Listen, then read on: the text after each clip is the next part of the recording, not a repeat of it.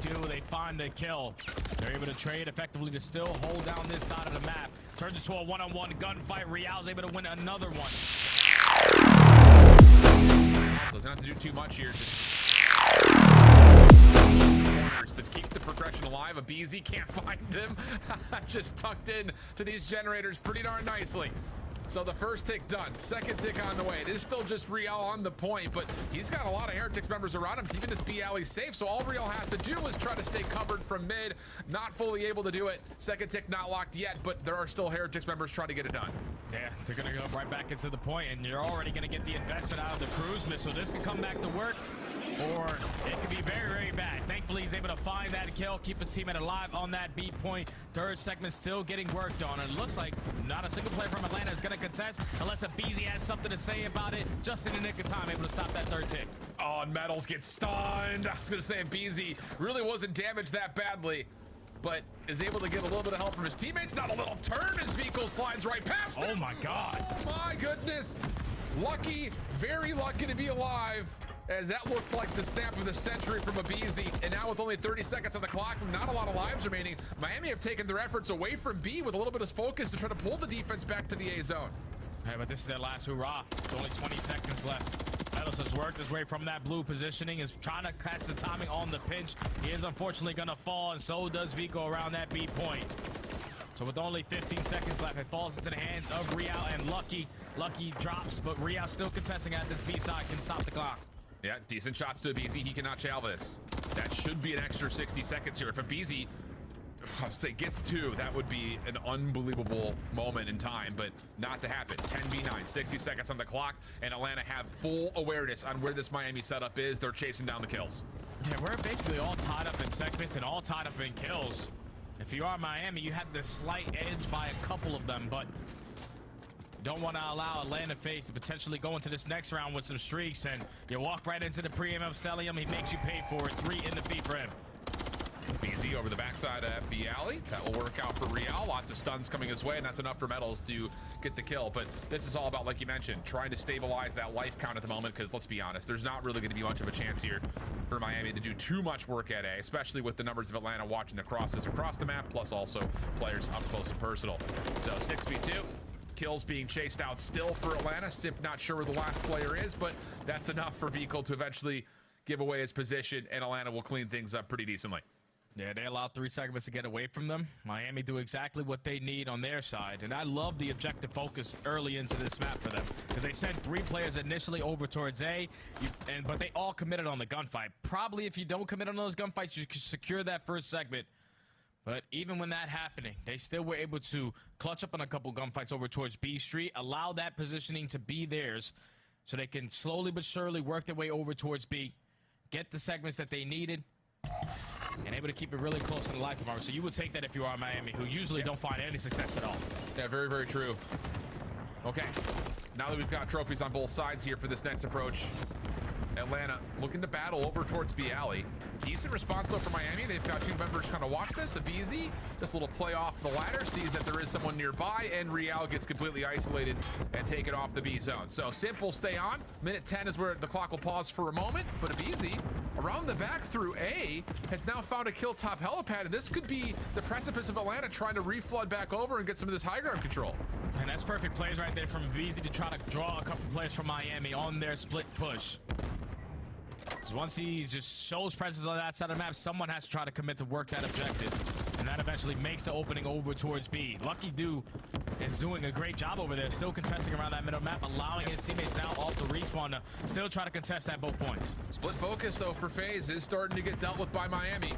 Draws it down low in the pit, not where you essentially want this MCW to be, but he can make a mess of this Miami spawn if the players behind him can find kills for FaZe, and that's just not coming through at the moment. So now you kind of change positions. Abizi's now right back up front. He's worried about what's happening through mid, but his teammates are falling all around him, so now he's the last one up. Tries to take the second challenge, but Real is too good for it. And with the follow-up from Metals, here we go. Just 1 tick of progress for Atlanta, and they're stuck in spawn. This is fantastic. Like Miami coming out swinging. They are reading where the pressure's coming in, clutch up in the fights, and now with only 30 seconds left, Atlanta has to work out of their base. Yeah, and it's not looking good at the moment. Cross angles being watched. BZ decent damage towards Metals, but the help from Real is perfect. And this defense for Miami has been stalwart. Last ditch effort here for FaZe. Couple of the kills get them on to stop the clock at B. But, ooh, lucky. One more bullet would have done it. Tries to predict Celium. Good kill. Pistol out. Can't turn that into 2. And Atlanta will keep this clock paused. The second tick of progress coming in. And this is when you got to take advantage of this moment if you are Miami. Get them off of this point. Don't allow that second game segment to be complete. Someone also work on the decap. But they're just more focused on finding the rest of the kills around the map, and that's not how you play versus Atlanta. All they needed was a 2. Game clock pause with 7 seconds left, and they should be able to extend the game clock. Yeah, that's just one of those moments that, again, it's so narrow. You want the kills, you want to keep Atlanta away from the zone, but at the same rate, it's so close to being captured. You have to keep your focus in both spots at the same time. And now we got a 12v10 numbers for FaZe. Abizi with the dead silence, trying to again get up the middle. But I'll be honest, Miami's been really good at neutralizing these little cheeky plays from Abizi, keeping their spawn safe. And now that's already 3 dead in the feed. Telling last player up, trying to play his life. He's able to find that kill onto Lucky, but instantly going to be traded. So 8 to 8 in lives remaining with 40 seconds. How do Atlanta FaZe try to at least put the game clock at a pause as Abizi try to go for another route through underground? Over towards B Street, can't find it, and now that time continues to get away. Yeah, a handful of lives in a row here for Abizi, where I could definitely feel the frustration where he's just trying to get through a route, but just no opening. Back to full HP. Sim trying to get something set up for this A hit, and Celium will follow up with 2. Vico in the back of the site. Again, the series has not been particularly great for him, but could possibly be a big momentum stopper here as Lucky is able to find the kills. Real following up behind, and that is right before the first tick gets locked. Metals with the follow-up. 4v2 situation. Miami's defense comes through clutch again. And a 4v1, Celium's not going to stand a chance, but you realistically would want that round to be a lot cleaner if you're Miami. It came down to 15 seconds left. You have all the map control, just no presence over towards B Street. Allowed Atlanta FaZe the opportunities to still work up those segments. Just those are the little moments right there that you have to capitalize on versus a team like Atlanta FaZe, because now on your second attack, you need another 3 segments or 4 to guarantee yourself a defense. Yeah, the 4 would be nice because the life count is very tight right now off of these last couple of rounds. So very brilliant call from you. And it is, you know, important to know, like, again, I'm impressed with Miami's defense. It's not allowing Abizi to get through. How often have we seen that happen for Atlanta, where one player gets around the back and it leads to just complete defensive spawn trap? So Miami taking a little bit of a different step here. Double trophies are down, looking to get the first tick over towards A. That's where they wanted to get that. Again, 4th tick. Lucky still alive on 5 in a row. Draza battling him back. That first tick has mostly been depleted, and Lucky is getting completely pressured by FaZe, who are just swarming him. No cruise missile, and Miami have to restructure, likely over to B. Yeah, they tried to go to that same initial break off that they had in their previous attack round. This time they found the initial kill, but still better trades out of Atlanta FaZe, able to reinforce their way around the map. Now Abizi starting to get locked in, does get shut down on 3 in a row, but that now leads to 4 dead. Everyone off the respawn for Miami. Indeed the case. Not a great moment here, but it's a cheeky idea. It's a risk that comes without the reward of possibly getting that 4th tick. But now, can you even get 3? As here comes Abizi. If you can't get it done on your spawn from the offensive side, maybe you can do it from the defensive part. Vehicle over towards the B zone, dealt with by Draza, and it just kind of keeps going from bad to worse here. Vehicle just caught by himself, 19 and 24, just has not had it, as now Atlanta start to make their presence felt front side of the Miami spawns, but there's an opening here. Kill from Vehicle, now a bounce back. Miami find themselves with at least 1 member over towards A. They have a couple players over towards A. They only have 1 person on the point, though. Everyone trying to watch the cutoff as that first segment does come in. And now you're just hoping the players off the respawn for Atlanta FaZe already throw their stuns, their nades. Get the trophy sims that are going to try to play a big part. They're able to reinforce with the numbers. That leads to a clean 4 dead. Now this is the last hope for Miami. And it's only just the 1 tick at A that gets locked in. Desperate chances here, as Miami need to find a way onto one of these 2 zones, and it looks pretty split focused. I mean, Nico was looking over towards A, so is Metals, but the rest of the team is over towards B, and the kills are just not there, at least not as of yet. Real trying to spam things down. Lucky with the double. 1 more player over through Elevator Alley. Real finds him with the pistol. Is there still a chance to extend this map here for Miami? 10 plays 12, second tick at B being worked on. Oh, and they're pushing it. If you are Atlanta FaZe, you don't want them to complete this B point, because then you're going to guarantee yourself an offense on the opposing side. but it's looking like that decision is already going to be made for them. Draza slides in, can't find a kill. Abizi, your turn to try to make a miracle play happen. He has the guy one shot, but there's too many bodies there from Miami. They extend the time, 8 to 9 and lives remaining. And now it's just down to, can they actually just win the map here? They will get the round 5 defense, but there's still a chance to put this one out of question and just get it done here in round. Runs out of ammunition. Tough moment, 6v7 the call. Miami evenly trading. Metal stops the clock with help from Real through mid. It's just trying to find the one phase member, but Draza finds the kill, keeps his life, and now Phaser coming off spawn. Phaser coming off of the respawn. You're still trying to contest it over at A. Draza is gonna fall. No more respawns now for Atlanta FaZe. It's an S&D round. Kills are looking good. 3v3 situation. Cell cannot challenge at the moment. Waiting to get back to full health. Has not seen Metals, I don't believe, up top on the helipad. Now he knows. But how do you get back over here? Second tick of progress is going to be locked in. Lucky still holding on. Metals from up top works out well. This is how it happens. 3v2. Real around the back. Shut down off the pitch. Just down now to Abizi. 1v2. Not going to happen. Miami get the round 4 offense legitimately with mere seconds on the clock. And they now find a way back into this series, getting the map 3 and sending us to what would surely be a mixy map 4.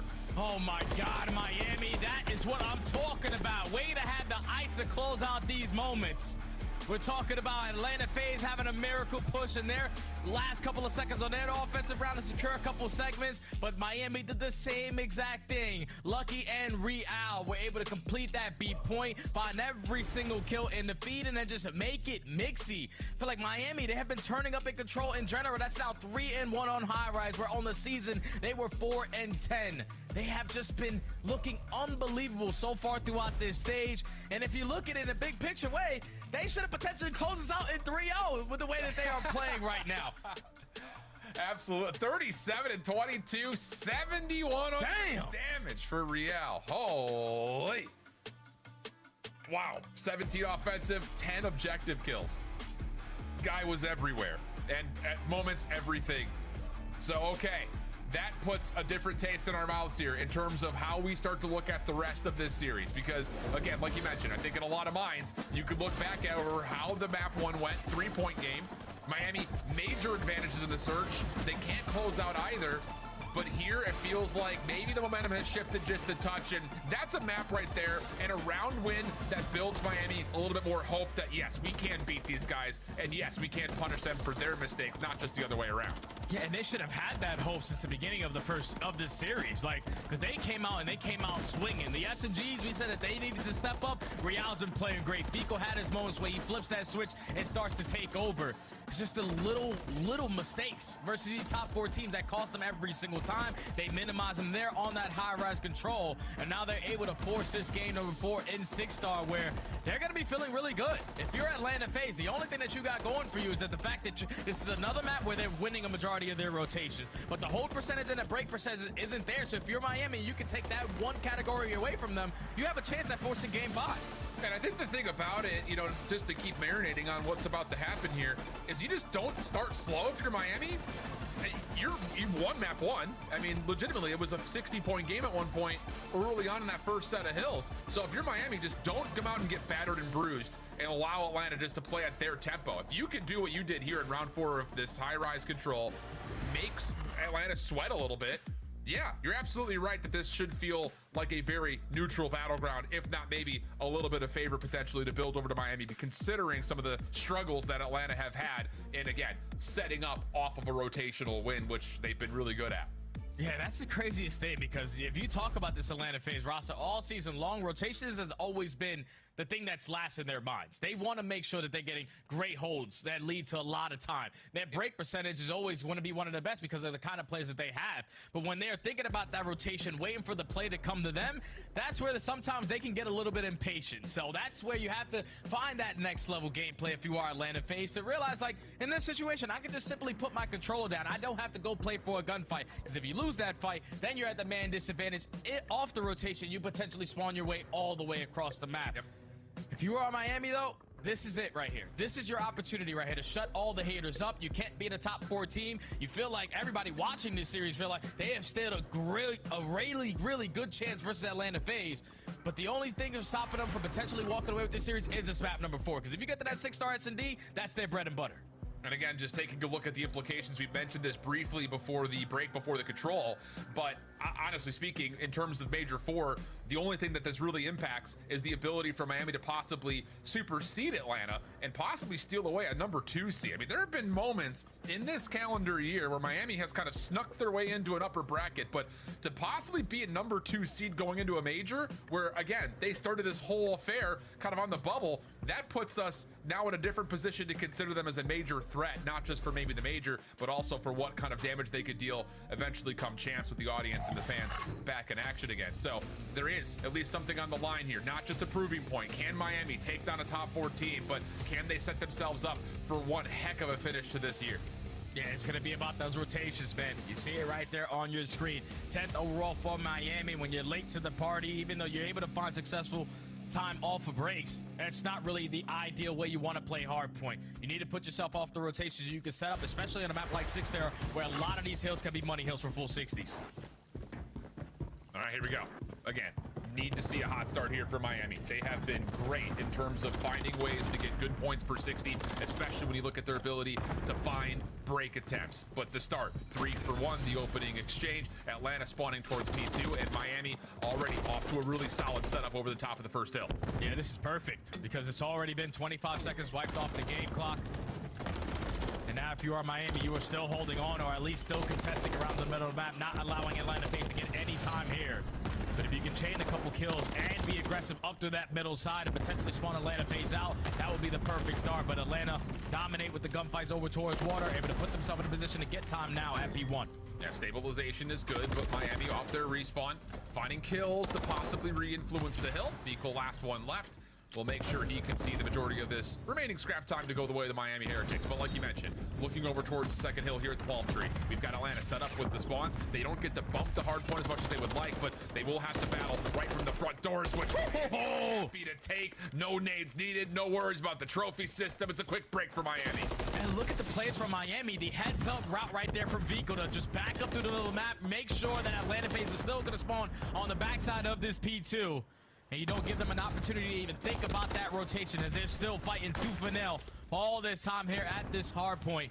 With only 30 seconds left, Atlanta are able to reinforce their way back in, but Miami are not going to give this on up for free because they have the spawns for next. Oh, and what a start from Vehicle. Self-proclaimed, it's said it a couple of times. He's had some slow starts in this series, but right now 7-2, 5 kills in a row. Looking for the early cruise missile, and he gets some sort of read towards Cell, just can't win the gunfight, but still feels like damage has been dealt. Miami thwart off the potential of the Atlanta hold on P2, and now they've got a 2v2 over towards New. Yeah, but Real is now going to spawn all the way across the map. Him and Vico are not going to be able to assist his teammates off this rotation. But who needs assistance when you're playing like Metals? He had an outstanding series yesterday, and he's trying to continue it here. Because unfortunately, he is going to fall on 3 in a row. But you save the spawns for your teammates. Now you're able to get right back into that hard point. Moment of pause here for Atlanta on their break attempt. Trophy system placed. Stun still lands. Easy. Trying to be the first one in. Decent read on what the Miami setup looks like, but they can't find the kills, and Miami wiped the floor quickly and considerably, and now all of a sudden the back 30 is starting to look good for him. Yeah, this is going to be easy because Atlanta FaZe is spawning so damn far. But some player in Selim is actually getting a back spawn. That's due to the positioning right now from Vico getting too aggressive up through water. Hopefully Miami get a read on it, and they do just that. A full 60 hold here at the P3. Who cares if you're going to be late off the rotation? That's the response you needed. Simp injecting some life here on rotation over for Atlanta on the 4th hard point. Draza trying to hunt down Real, who tried to sneak through. Not going to work out. So here again, before the hard point opens, pretty much an even duel over the top of the hill. Selim, decent read, able to take down Vehicle from the underground position.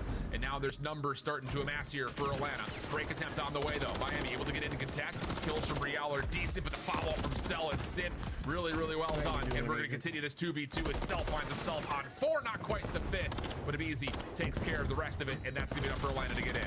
Yeah, it's still good time to fight for if you are Atlanta, and now Lucky realizes we can't give up all this time here.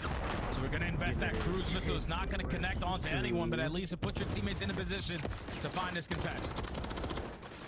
Real down low, seen. Selim keeping him at bay. Vehicle is the only one from the front trying to make some damage dealt, but not going to happen. Simp off 2. Abizi following through for the 3rd, and Real is just stuck here. He's nothing he can do. Has to back all the way up, and that's enough for Atlanta to get themselves right back within this game, just down about 30 points. Yeah, now they're still holding on to all that old time, and they're already showing presence around the middle of the map. So Miami going to be late off this rotation as well. It's now back-to-back rotations won by Atlanta FaZe.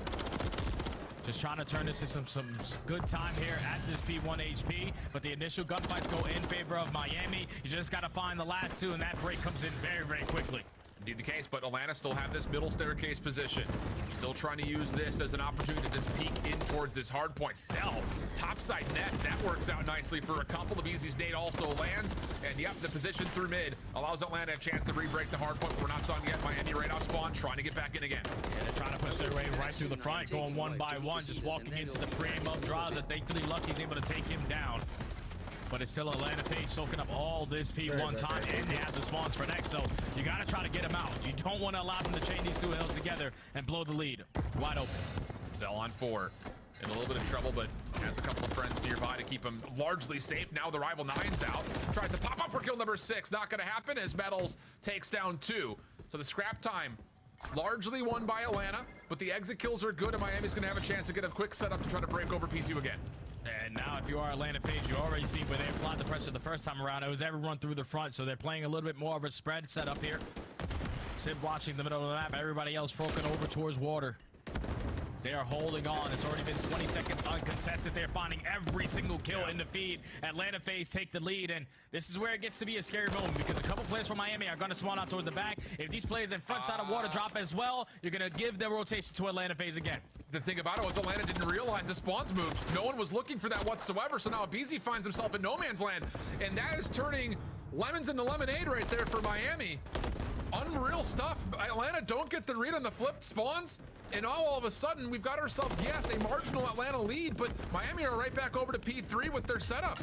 Yeah, this is their full 60 hold last time around, and they have every single player on that side of the map. So if you are Miami Heretics, you have to get a full hill here. So let's step aside and see how they're going to get it done with the listening. Abajo Beci, en el jump. No, está abajo el jump. Iban un tiro literal. Están en Majestic, en el T1. Muerto uno. Majestic de esta chica y Majestic. No puedo, está holdeando literal. Está subido en el jump está muerto. No puedo ayudarte. Solo Cel, vale, falta Cel, barra, falta otro más club. Son 2 barra. Cada vez siempre el primero. Dejo el blanco por si acaso. Dejo el blanco, vale. He pegado el curva, tengo curva, vale. Yo el blanco contigo, vale. Te tengo el curva, curva atrás está un tiro. Está muy bien, me chalean los dos. Uno muerto, otro más alto. Otro más para el salto, ¿vale? Sí, aguanta, voy a por con esto contigo. Sí, muerto. Curva, el muerto. Ahí no rotado, ves si está rotado, Están en Hay que jugar por la izquierda, hay que jugar por la izquierda. Hay no dobles, están abriendo doble, sí, está una bala. Están nuestro P a veces. Doble muerto. Están abriendo lobby. No, están abriendo deep. Está un tiro atrás. No le veo, Ya tomas traza, Vale, sí, muerto en medio, no veo nada. Vale, Sim se fue de cara, os tengo medio. La derecha el punto no le da. Tengo el dedo fillo. Muy tocado. Queda uno en su lado y le falta un tiro, está una bala en su lado. Le vamos a pillar el medio, ahora. Haga salto para abajo, tío. Hay que pegar uno en con cerca. Vamos a un tiro. Super weak, esta vez sí weak. Muerto, Dale, voy a pegar tag de frío, estoy piña. Solo del punto, un tiro. He pegado a la derecha, no le veo. Solo tumbado. Límite, pinch, quick. Buena. Te puse a la derecha. Me va a la derecha. Son 2. Voy a pegar la medio. Vale, voy de frente. Tiro de la zona a la derecha. Me parece a mí a la derecha. Voy a estar muerto, tío. No le di. Está tumbado, chulado. Y otro con close a ver, tío. No le veo. Muerto. A la guata viva en medio. Me puse con los dos. Front DJ, está full. Está a la derecha. Well, it's the hot start for Miami, but you can start to feel things getting a little bit out of grip right now as Atlanta have found a way to not just neutralize the end of P3, but that was a very successful 4th hardpoint for FaZe as well. Yeah, every hill so far besides P3 has treated Atlanta FaZe fairly nicely. And now they win the rotation again over towards P1, an opportunity to chain these hills together. Thankfully from Miami are already here to try to contest it. It's going to turn into a one-on-one gunfight, but Simp now with 35 seconds is just going to play his life, wait for his teammates to get back to him. Draza over the top, decent damage, can't find the kills though. Okay, Miami still have all 4 members up and alive around P1. Real just waiting for Draza to try to peek up from this top staircase position. Lucky playing the DJ booth and still is staying in cover. His medals through the staircase, but Atlanta's patience working out nicely. Lucky will drop, and it's only a single kill for Miami as Atlanta secure the break, and they've got P2 behind them. Yeah, this is perfect. Like, Atlanta have themselves now an opportunity to close out this series. You fight for the final 15, you're able to walk away with it, and now you're just continuously pushing Miami back. But this route right out of vehicle might be able to get something done for Miami. That very well could be. Once again, Atlanta not in a position to get a read for this, but the same could be said here. Is the shoe in the opposite foot? Vehicle gonna get comms from his teammates saying that someone spawned out, but they can't turn to find Draza in time. So Atlanta right back into the hard point, over 200 points as well. And if you're on Miami, you got to fight this one all the way to the very end, because keep in mind, Draza already has that cruise missile to find a break in towards P3, so you need time, and you need it quick here at P2. It needs to be convincing. These kills need to come through cleanly for Miami, and it's just not happening. One more member to possibly finesse in the form of Real. Everyone else gonna just default over towards rotation. Good kills on the transition. Here comes Miami. They don't want these last 20 seconds to go through freely, so they're gonna put one more hit in, and it's working out decently for Miami. Kills are awesome. So now all of a sudden, Draza's in a little bit of a predicament. How do you want to use this cruise missile with your teammates still spawning so deep and far away from P3? Yeah, it's gonna be quite some time. So if you are Draza, let's just make sure we're able to break our way back in towards the old hill. But now someone trying to set up a route to potentially spawn these guys out. It's going to fall into the hands of a Beezy. He finds that kill onto Real. They had the numbers advantage off the rotation, but those close spawns still going to be there for Miami.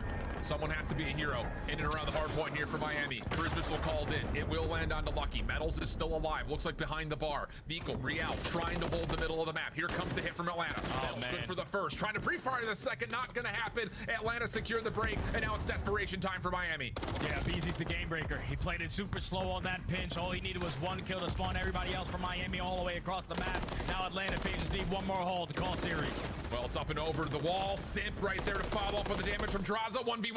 Celium takes it versus Metals, and that may be enough. Nades are landing over the top. They need to find kills, though. The contest is in from the front. Miami trying to hold on. Kills being traded. Lucky gets 2. Still the contest is alive. Atlanta trying to play patiently, and it's Cell again at the end of the game to lock it up for Atlanta. No need to see a new hard point. They'll hit 250 here. And wow, Atlanta again holding on versus a tough Miami team that really gave them a test. Yeah, they came out swinging right off the rip. Dominated at that P1 and chained that into that P2 and even a little bit of that P3. Just when you allow Atlanta FaZe to start getting back into the game, it was that P4 to P1 chain 2 times. It was the first time where they get a full 60, then the second time where they get another full 60 and then chain it to that P1 and just control the majority of the map. And then also, when you allow Draza to slay the way that he did, 31 and 22, 6,300 damage. He was holding it down with that AR. Just Atlanta FaZe just flipped that switch. If you are Miami, you were in control of the map. It's just the only hill that you want a rotation at was that P3. You had to put yourself in better positions to start off these hills. Yeah, the graph will show it as well. I mean, you could see the different spikes from 2 to 3, pretty much both times, from 44 to 90 and then 124 to 153. But the stagnant follow-up through that, not enough to hold off the steady climb from Atlanta, especially, again, I think 4 to 1 was their big moments. You could see it kind of also represented there. Just like you said, rotations continue to be good for Atlanta. And the thing is, when you earn cruise missiles like Atlanta often do in maps like this, it makes those tough hard points that much easier, right? I mean, it really did come down to the macro gameplay for Atlanta, kept kind of building these trends and patterns and just stopping, Miami's really solid holds over the top of that third hill. And I feel like Miami, they played a great series. Obviously, you fall short here again to Atlanta FaZe, but the first map was a nail-biter, 3-point difference. And the high-rise search and destroy, you gave up 2 2v4s. You also gave up a 1 3v4 scenario, and you lose that one in a 6-3 fashion. Dominating on the control, which was a big one for me, because I was thinking that was going to be the worst map for them in this whole map series. But just every other map, the little mistakes that they make, Atlanta FaZe were always able to capitalize on. Going forward, if you are Miami, you just got to go back and watch the VOD, because those little things can get you a better placement on land. Hey, you say it all the time, losing is learning, and that is a great series to learn from if you're Miami. I think generally we're all going to walk away with this one very happy with the result because it was a great match of COD, and for Miami, still some time, of course, to get themselves prepped up for the major, with champs looking a little bit more likely, especially with a shot like that versus FaZe, as we head back to the desk for their thoughts. Congratulations on another successful pick. Our pick queen and the pick king over here continue to crush. I was almost right, though. Miami looked pretty good, surprisingly good in that first hard point. The comeback very strong, and for a moment, it looked like they were going to force a game 5. Let's revisit some of the key moments across this series. Ali, start us off. This one exactly as I expected to, a 3-1 win for Atlanta FaZe. I knew Miami Heretics has the ability to take a couple maps off these top teams. Their issue right now is that they start to just kind of slow down as the maps go on. We saw it in that map number 1, and then even now in that map number 4 during the hard point, they had amazing breaks during the first set of rotations, but once the second set came around, Draza started to light up, the slang started to go to the side of Atlanta FaZe, and Miami Heretics unfortunately just couldn't start catching up. Nameless, after seeing this 4-game series, how far back is Miami from catching up on teams like the New York Subliners, Optic, Toronto, and Atlanta? I think they're right there, Chris. I really do. You know, we got into the studio here, and I looked at you, I said, I think the series should have been in Game 5 right now. Honestly, that map 1, I felt like Miami had it in the palm of their hands. You know, they're in a great situation. You know, if you're to rewind and go look, they have a setup on bridge, and we know how easy it is to transition bridge into P1. Unfortunately, they just sent a couple players through mid to try to get those spawn kills. They jump a step, and Atlanta FaZe ended up getting a ton of time on P1, ultimately close it from some brute force plays, what we talked about in the pre-match setup. And yeah, but other than that, Miami Heretics, they lost by 3 on Vista, and throughout this series, like, they played them really, really tight. I think they're a solid team that can definitely make a run. Looking to make a run in Burbank, that is going to be Miami Heretics' final fight. Ali, I got to ask you about this squad moving forward. Of course, on the other side of things, Atlanta shutting down the SMGs on 6-star. Can they do that against a team like Toronto or Optic moving forward? Of course, absolutely. It's Atlanta FaZe. I was going to say, I do want to continue to sing the praises for Atlanta FaZe just because after their loss yesterday to Toronto, come back today versus a team like Miami that is looking to break into that top 4 to shut them down handedly. Still wanted to see that 6-star S&D. Me too. Let's take a look, though, at a different play. The only reason we didn't get a 6-star, there was a man named Celium on the map, and he caught all 4. Yes, they were weak, but this is precision at its finest. Celium, one of the nastiest gamers out there. That's one of the biggest clutches we have seen in any of the qualifiers. I mean, just ridiculous. That second kill with the pistol where he just like jumps out and kills him. Obviously he was weak. It's just disgusting, right? He ends up finding 4 kills. And prior to this, Simp gets a 2-piece he has no business getting. That's that brute force we're talking about with them. They can get it done strategically or straight up guns to go. The man on the mic, though, in our Monster Winner Spotlight dropped the most damage in our final game. For Draza, you have been dominant. It looks so fun when you are playing at your finest. How were the games for you today? No, they felt good. Obviously, the 6-star. We kind of almost choked the Vista, but the 6-star, they had a really good break. But then I started cooking up. At the first half, I was getting fried, but then I started turning up. Absolutely, Draza, and congratulations on the win. A big turnaround from yesterday's match. This is now 2 qualifiers back-to-back. You guys are unreal at Search and Destroy. How are you going to kind of avoid what happened at Major 3, where your search fell short, even though it was looking untouchable? Yeah, just keep doing the basics, challenging together, you know, getting information and playing off of that, just playing our situations better, and just make sure that we're next to each other is the biggest thing to stay consistent at S&D. And S&D, you know, you can't win it 100% of the time, but, you know, if you're playing together and you're playing your numbers right and you're using your attacks right, then you have the highest chance to win, you know? Draza, talking about your guys' hard point for a second. Obviously, sub-base, you've never been fully comfortable on the year. I know you're testing out throughout this split. And then the Vista, you guys are at like a -67 differential throughout this one. And that was an extremely close map that could have gone to the side of Miami. Is it safe to say that that's the biggest concern going into the next couple of tournaments? Yeah, I would say it's just like closing our hard points and making sure like when we have the holds that we do, we capitalize on it. Because I think that's the biggest thing. So working a little bit on hard point, we've been working on our S&D. I think our control is great. So it's just, you know, making sure that we're doing the easy stuff already, or we're doing the hard stuff already, and it's just doing the easy stuff, you know? Draza, I wanted to ask you, there seems to be a bit of a narrative out there in the community that teams like Optic can come from a loser's bracket, win a tournament. We saw it from New York back at World Champs last year. Can Atlanta FaZe bounce back from a winner's bracket loss and continue to win a tournament in Burbank? Oh, for sure. I don't see us losing, but if it comes to that, then I think we're winning it, so. Absolutely. Anything to follow up here? Feeling good, man. I'm excited to see them play. I can't wait to see you in person. Congrats on finishing this one 6-1. Pretty dominant record once again. Thank you. That's Straza, that's Atlanta FaZe, and that's our first of 4 Monster Winner Spotlights. We still have a whole lot more coming your way. And of course, I gotta ask, Allie, which one of these are you most excited about? As we take a look at our clutch leaderboard, we're gonna see this guy in action a little bit later against Boston Breach. They've been missing this, right? They've been missing the Dachi clutches during this split because Optic Texas has a possibility of starting an elimination right now. So obviously, I cannot wait to see them going up against Boston, who tends to take them to a game. The best match of the day. Okay. LAG versus Seattle is on the other side of this break. Second best match of the day. Anywhere. A huge day for LAG. Can they pop the bubble? Or is it Surge locking down 6? Find out next.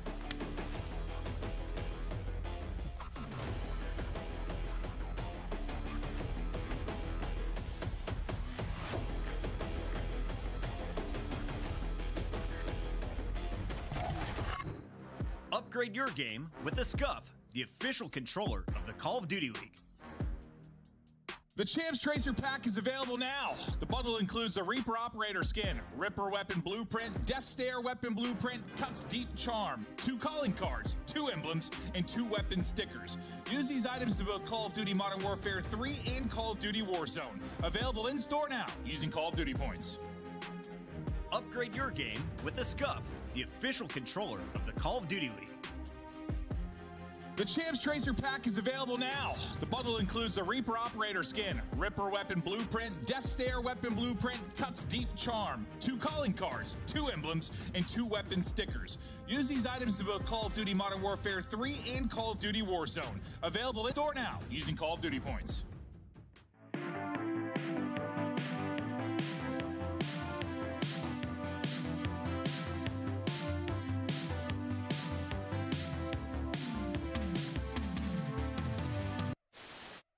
Yeah,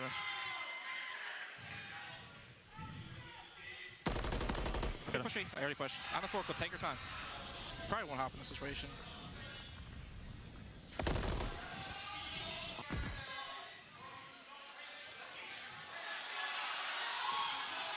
Come on. Nervous. I think he hopped it. Oh, see that, dude? I couldn't see it either, but I thought it was I thought you'd like have my cross there. Marnie or top guy? Wait, I think they're probably working, eh? Yeah, they have Daddy, by the way. Nice. Sheesh, bro. Good Hold that. Sheesh. Okay, Bro, my POV that.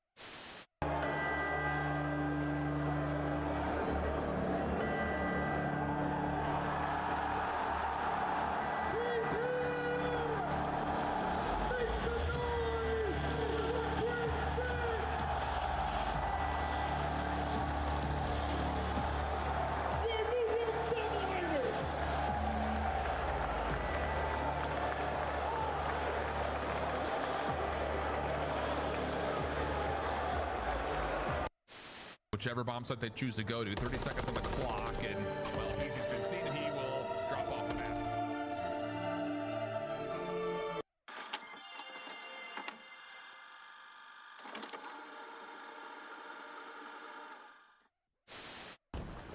On the bridge. Yeah, our bridge is shield. One's left. I'm cutting in. I'm not sure if I'm getting old, but I swear to God, Joe, sometimes when Celium talks, all I hear is...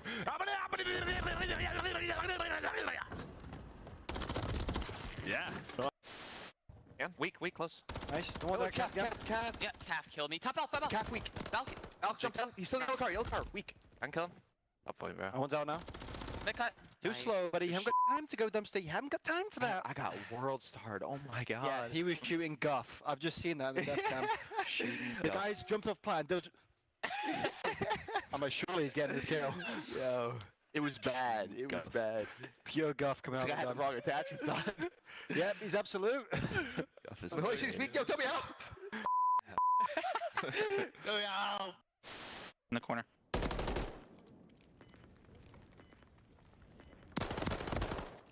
Nice. Bro, I would have killed him. I just ammo. This is ugly, bro. What are they doing on the map? Hop and look over him. You can see everything. Are they planning for us? No. Back circle, weak. Back circle, weak. Back circle, I'm shooting. Back circle, 3, 2, loads bomb. I'm ready to move. So weak. Come at, go home. Oh my god. Let's go, man. Let's go. Oh my god, my bad, bro. Oh my god. All shadows, ground team is mobile. Keep them covered. Eyes watching for the opposition. Out there crushing any competition. Long range, yeah, I got the vision. When I'm in the trenches, anyone can get me. I'm with the team when they need me. Or out on a dolo mission. They get rocky riding on this road to riches. If I catch you slipping, then it's over finished. War, ready, crew, coming through heavy. Aim steady, lights out, it's the gorillas. Not any winner, one out of many. Five talents, empty, lights out, it's the gorillas.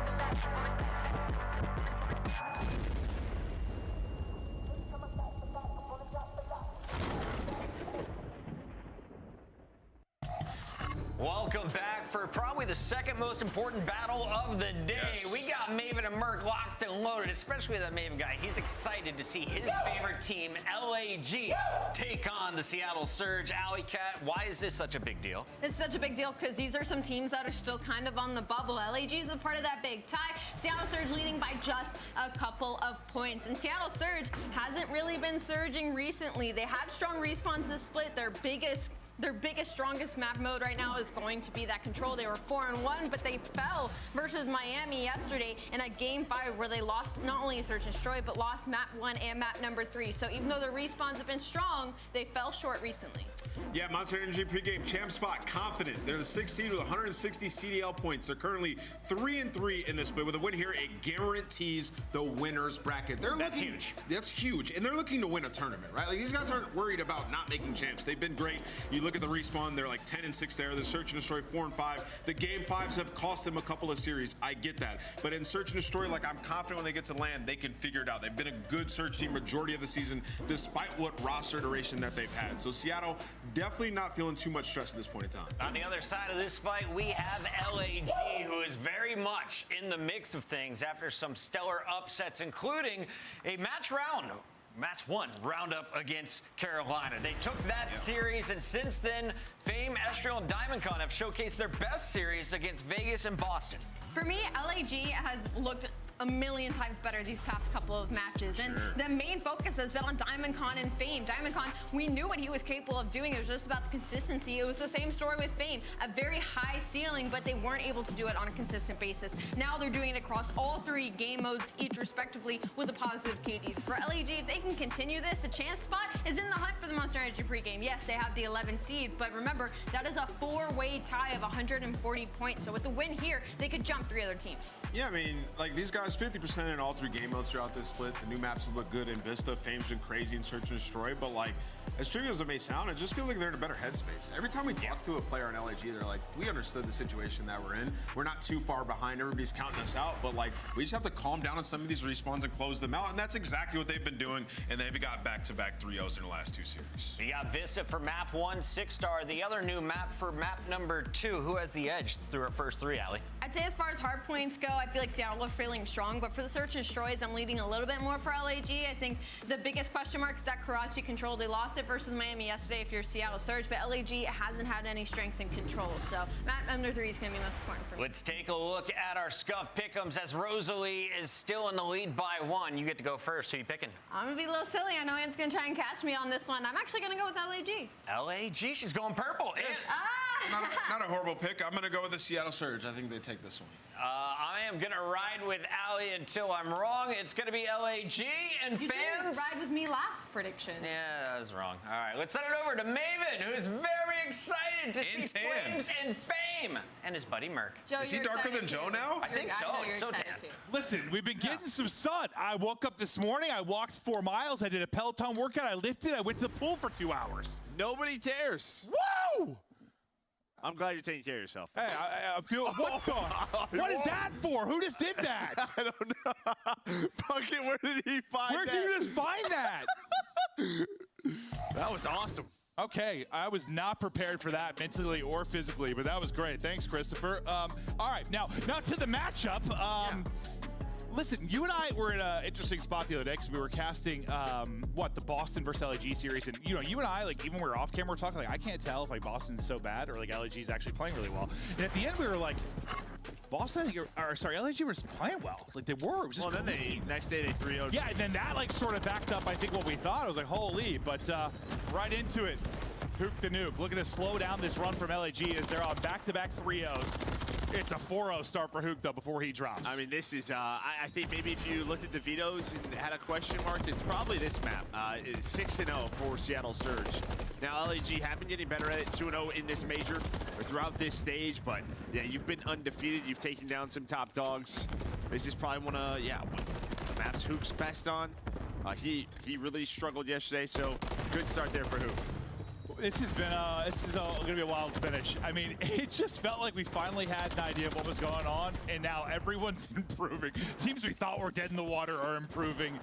We've got a wild ride here over our last 2 days and then into the major. But right now, for the final couple of seconds for the hardpoint pops, we'll take a look at this next setup. It'll be LAG inside for a moment, but the cutoff will get locked down. Flame's gonna have to go clutch. Not able to do it. It's a 2-man push. It's there for Seattle Surge. Gonna lock this down right now. You see Brezzy locking down the middle of the map, so he's just making sure. Well, hopefully he's gonna buy enough time to get to Estriel. There we go. So he's got to deal with a couple of players. Fame is up next. Fame's gonna catch him, but a nice trade. Well, not really a nice trade. A good trade for Seattle there from Diamond John. Thank you. Thank you, sir. You said nice trade. I just looked at the kill feed. I was like, huh?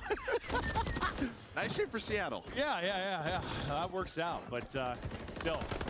Very tight one. Abuza, he's on 5 straight, though, at 7-3. Watching Diamond Comp for the moment. Abuza just dropped, so no streak through for him. Next hard point, up in 10. We'll see how control will go. So far, you have the left side of the map locked down. If you are LAG, the lead changes through. You've gone out in front. Now, what are you seeing, Joe? Because the play is trying to be made here for Seattle Surge. Well, it's really, I mean, LAG, you had the rotation, but then they lose a couple of players near P1, and now they're actually spawned out. So a nice surge on through by Seattle. They're going to find 4 kills in a row. Flames, feels like we see so many players in this position time and time again. He's actually found one hit a stun, now playing his life. Seattle, though, still with the close spawns. Diamond John, though, going to re-pinch this. Just can his teammates stay alive so he can get there? Estriel trying, but the Tiki bar a little bit too much. Not able to get the shots on through. And Hook popping off like he did right at the start of the game. 11-7 for him. We know how streaky he can be. I feel like there's a player you want to maybe get a hot start. It is him. He might carry that through the map. Yeah, I mean, you get a 4 dead there for LAG. So now Seattle Surge on this rotation. But yeah, I mean, Hook, just this map's just kind of simple, I think, at times for him. It's just sort of run forward. And there's a lot of the times it's finesse around the hill. Honestly, having the bad spawn isn't always the worst thing. True. It's definitely developed since we first saw it enter the league, but it is Seattle Surge inside and fighting, trying to push out this 30-point lead. Number 6, a chance for 0-4, but kind of the same side of a gunfight we saw earlier, just a difficult one there with the wooden post. Can't quite win it. And now LAG starting to push forward, try to get inside. Hook trying to get the damage through, and he's able to do just that. It's been a great stretch here from Seattle Surge. Gorilla's trying to do all they can, though. Yeah, trying to keep just pressure through the front side of this hill.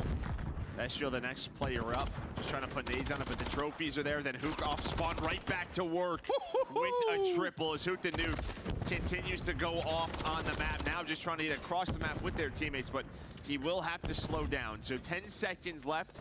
You built yourself a really solid lead off this P3 and P4. Can you break it into a P5? Hook 16 and 10 right now. Coming out hot from the get-go. 4 straight now. Teammates got that one. His POV is flowing, moving, and grooving. 5 straight. Up to 18, just dominating. He might be able to get the streak. We're going to hop over to the angle from Brezzy for a second to see if he can pick it up. The stun's not going to matter. He's still able to snap and get the kill. So there's number 6 in the streak for Hook.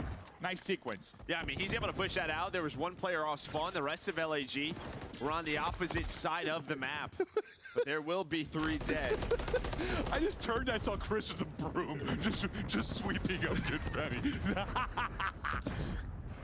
Sorry. I don't remember what I was saying. That image just got me good.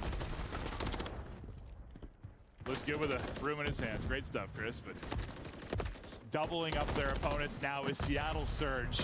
Diamond come with a double. Flames there too. Every time you've got a nice weakness, Hook has broken it up. Now you get 4 down. We get into our second set of rotations. This is where you really got to improve your Gorillas. Got to get a better set here. Yeah, they don't read that spawn, though, right away. You had Diamond pushing out. He's on 5 in a row. Great life for him. But, yeah, this is how you get right back into the game if you are LAG. But flying on through are the submachine guns, but it's all MCW kills in the feed there. And now you do have a cruise missile. Yeah, I mean, you basically had like everybody negative from Gorillas. Like, they were getting bodied. They were the blender a bit. Now, you know, you get a couple of 4 downs. The guns are starting to heat up. This is where you improve your team that's improved. You're off back-to-back 3-0s. You're surging right now. Can you keep it going? To Elicitin with LAG. Maybe. You good. I rolled back. It was 04. Find that. I think Kyler. Right down. Right 04 then. He's still back door. And back door. Ready to boost it. I got naded. Too old. Last too old. One hit mid sofa. One's our side. He's our side. Our side time. Our side time died. I got top mid. I'm one. Mid. I'm pitching the left. Water stuff absolute. He's lying in the open. Find it up. Two middle. I got ready. Yo, I need the bow. Trying to look over your low right. I heard you. I'll get caught down. Nothing deep left. They're playing one time, yo. Heavy time. Nothing deep. They're shaking. I'm trying to finish. Over their side. Friends up. Yeah. Try to get their side blue. No one low. Near their side. Nothing mid. I'm holding mid. Absolute Brezzy. Heavy low. Yeah, I'm gonna try pitch and save. I'm gonna play. One time out. Top dead. Middle Kyler hitting you middle. He's right down red steps, guys. He's pushing it. Red steps dead. Okay, 2 old. Brezzy and 04 old. Maybe what's going on the row. Oh yeah, 04 shouting old. Middle. Yo, get my low. I'm on the row. I have to get top burger push out. Yeah, they're playing through burger. I have top burger. They could go low. Top burger dead. One mid. I'm playing low. I'm on your back right way, yeah. Two mid. Right here. I'm trying to go towards Ivy. One's already close time. Oh, he's already on me, dude. Fine stuff. I have a streak. Trying low. I spawned out. Top burger, playing spawners, weak on the bridge in cafe. He went P1. Deep. I'm gonna streak. Try and get cafe control. He's in P1, I think. I'm streaking. Got you. Behind the desk. In cafe, 1-2 time, and one's like, he's on cafe, behind the desk. One low R too. Low R and back in the back blocking. Nothing pillars. I pushed out pillars. Low R, weak Kyler. I'm trying to push down the back, bro. I'm coming bottom R. They flip. Back steps so forward. Back steps. And one low R. Watch that Rose. He's in the cafe. Unless he went rails. I got one back. Back bar hurt. Pillars out. I need it, pillars. He's our close R steps. He lane out close R steps. I got you. Might move now. And back steps. Brezzy too. Different guy. I stun one right, guys. I'm looking hard. Nice. Jumping on me. I'm going Vine. Yeah, I'm trying to go through like Vines on C. Burger, okay. Trying to play for like your red. Well, Gorillas, they were looking back to answer a third, but the comms are flying. You end up losing the player in the hard point. Things fall apart, and suddenly you're down 8. Yeah, I mean, cool, calm, collected comms from LAG. It's just, yeah, I mean, Seattle, they've found back-to-back brace at that P2 and then transitioned into that P3. It's what they did the first time through that. It's why they're holding on to this 80-point lead. LAG, we're bringing it back, but both sides use a cruise missile, so no more really to work with. Now LAG just trying to soak up as much time as they can to get back into the game. Yeah, I mean, it's one good break, one good hold, and they're all right. But do you get busted open again? You do. 4 fly on through, and this is still a healthy chunk of time. About 25 remaining on that objective clock when they burst on in. You can get so close to a victory here. That feels like you needed to hold that and win a big rotation if you were Gorillas. Yeah, that's why they're putting pressure on the hill still, but they're losing the gunfights. You see the rest of the teammates from Diamond kind of already rotating. So, yeah, you're hoping maybe to contest a little bit, maybe find that player on the hill as you win the rotation. Estriel will lock this down. We've seen crazier things happen on this map, though. Going into this P5, connected it to a P1. We've seen it, but it's going to be very difficult. See if they can do it. Gorilla's gonna need an absolutely heroic stretch here to get back into it. One's already dropped. It's Flames that'll fall behind the hoop nade. A Force picked up another. The 2 remaining players gotta go nuts, and Abuza with a little 180 sauce there to get the kill. You still have somebody deep in Diamond Con, but you've done enough here. If you're Seattle Surge, you've erupted, broken in through the front, got some time, got the contest. Made sure it's not clean sequence for Gorillas. Yeah, and then you also just saw 04, he's got another cruise. So he was able to earn a cruise over towards that P2 life.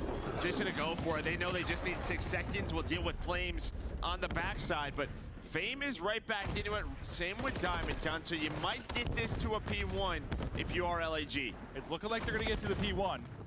But then, I mean, we're at perfection point. You've got to be perfect. Hook is still centering everywhere he needs to. That is filthy. 8 HP, back-to-back headies. Then Brezzy kills Hook and himself. And maybe you give an opening here. That actually ends up being, we'll see. You know, you only need 3 points if you're Seattle. But that team kill could end up costly. Looks like it's not going to. Never mind. Thought maybe that'd be a little bit of a sus moment. Well, the problem with that, it's what we just saw yesterday with the propane. So when you have a suicide penalty like that, you are also on a 15-second respawn delay. Perfect. So Brezzy was out of the fight for 15 seconds there. But who was it at the end? Abuza just walks on up, able to win that gunfight. Finishes it out, but there was a chance there with that team kill. Honestly, if it's something where they needed like 20, 30 points, I mean, maybe we have a late rally. But the fact they needed 3, because they were able to break in, what? At 4, disrupt that time, same at 5. I mean, you got a lot of breaks if you were Seattle Surge. You had your opportunities for big holds if you're Gorillas. You just couldn't set up and hold. Yeah, and I mean, the reason why you got so many breaks is number 1. Yep. I mean, honestly, this guy, he's just going to run at you. No, when I saw that first sequence where you start out 4-0, like, I was like, okay, well, who's going to fry this map? Like, I think they're now 7-0 on Vista. He's a main reason why. I mean, this just map to him makes sense. He can finesse, and it's just sort of straight line. Gunny. And you've had that in your career, right? Like, I know it's been a minute, but like, you just always had maps that, I don't know, came easier, just felt more naturally to fry on. No doubt about it. I think every player's got, favorites. They just get into their flow a little bit more, and this man was in it the entire time. How many times did it feel like he got like a triple? Like, so many times he busted apart an entire setup. A fantastic map there from Hook. Ends up with 35. He can be streaky. He's been on and off, but God, when he's in his bag and he's playing well, one of the scariest players in the league. Not someone you want running at you when they're feeling. No, and again, it's just sort of, comes back to those vetoes, right? LAG, they've been getting better at Vista, but I think going into the major, no matter who you are, probably want to veto this one against Seattle Surge. And that was one of the things, I mean, I thought early on, it felt like a lot of the new maps for some of the top teams, it just felt like it just helped them. Like, they were still ahead because, you know, some of the poor teams hadn't even figured out some of the earlier maps. Yeah. But now it's starting to get to the point where a lot of these teams are improving. It's behind some of that, behind some of the 6-star improvements, behind some of the improvements here on Vista. A big one for Seattle Surge. There was, I mean, some back and forth moments for sure. You had chances if you were LAG, but relatively comfortable. You're always up in the 50-ish range. Yeah, I think really like that second P1 in the P2. That is maybe your chance, but you go from 103 to 125 over 3 hills. So that's just where Seattle Surge had a couple of big breaks, kept their lead, and 04 went on another 6 spree, had that streak then to close out the game. Absolutely did. Now we get ready for 6-star Search and Destroy as we continue on. Karachi Control to follow, and Rio and Karachi if needed. But you're just looking for a win here. I mean, you're talking about one team who's been trending up massively as of late with LAG because they got the 2 3-0s. On the other side for Seattle, I think in general you'd say trending up, yeah. but like kind of trending down lately is because the map 5 losses. But it's like map 5 losses. It's map 5 losses. The only thing is it's decent teams. It's two teams that like they want to get. Well, I guess Miami's 5th seed, but like the Vegas win, like they could have put themselves at 170, 180 points. It maybe just been out of this mess a bit, had a little bit more room. Yeah. They're very much still in it, where they have to find wins. Well, kind of like we talked about, like for this match, like you win, you're in winner's bracket. I know there's the bigger picture, obviously, with champs, but yeah, no, I think you're right. That's where it's probably more painful than a lot of Game 5 losses when you're like, that was our chance to not stress. Maybe, but maybe it's good for them. Like it feels like the pressure's polishing them a little bit right now. Like it's had them locked in. They're up against it. I think that's true for a lot of these teams that are trying to battle from the middle of the pack. So maybe it's not the worst thing. Keep the pressure on. No, I guess it's true. It's just, you hope to, I guess you're trying to catch the Miami Heretics, and then obviously Vegas Legion trending in the right direction. That's a big part of this. And yeah, we're talking about Major 4. That is next weekend. A lot of teams around, 3-3 or 4-3. Vegas is 3-2. Still some teams. Is someone going to get in at a 3-4? Well, I think the thing that's most interesting is Joe and I had a convo like 2 weeks ago before, Optic lost 3 straight. That was sort of like, I think any other year, that miracle run for a team to maybe get like a top 4 or top 3 seemed pretty feasible. Like things can click. You can make that run. It didn't seem that feasible this year because it's been pretty, we know who's getting top 4. That's how it's been. But now if Optic end up starting at losers, like that's one more opening. Like it's going to end up being a weirder bracket than we've had. No, that's just it. I mean, what the bracket's going to look like tomorrow, is a top 4 team going to have a round 1 matchup? Right? Yeah. Or if Optic's out of it, you're going to avoid one of those teams. Or one of these teams who's desperately trying to get a champs qualification suddenly has to go through Optic in the losers bracket early. Like, lit. That is true. Like, that's I imagine you're like, we're doing it, boys. We're clicking. Oh, we're playing the team that's just won the last tournament. Losers round 2. Like, awesome. Or losers round 1. Yeah, losers round 1. Like, yeah, that's going to happen. Like, more than likely. Unless, well, we'll see. But into round 1 of the Search and Destroy now. Diamond trying to stay up bar side. Hook, well, right back to it. Able to push, get somebody all the way back in spawn. And that's, difficult to do, obviously, when you're kind of playing that passive hold on the offensive side. He just pushes up and wins a one-on-one, though.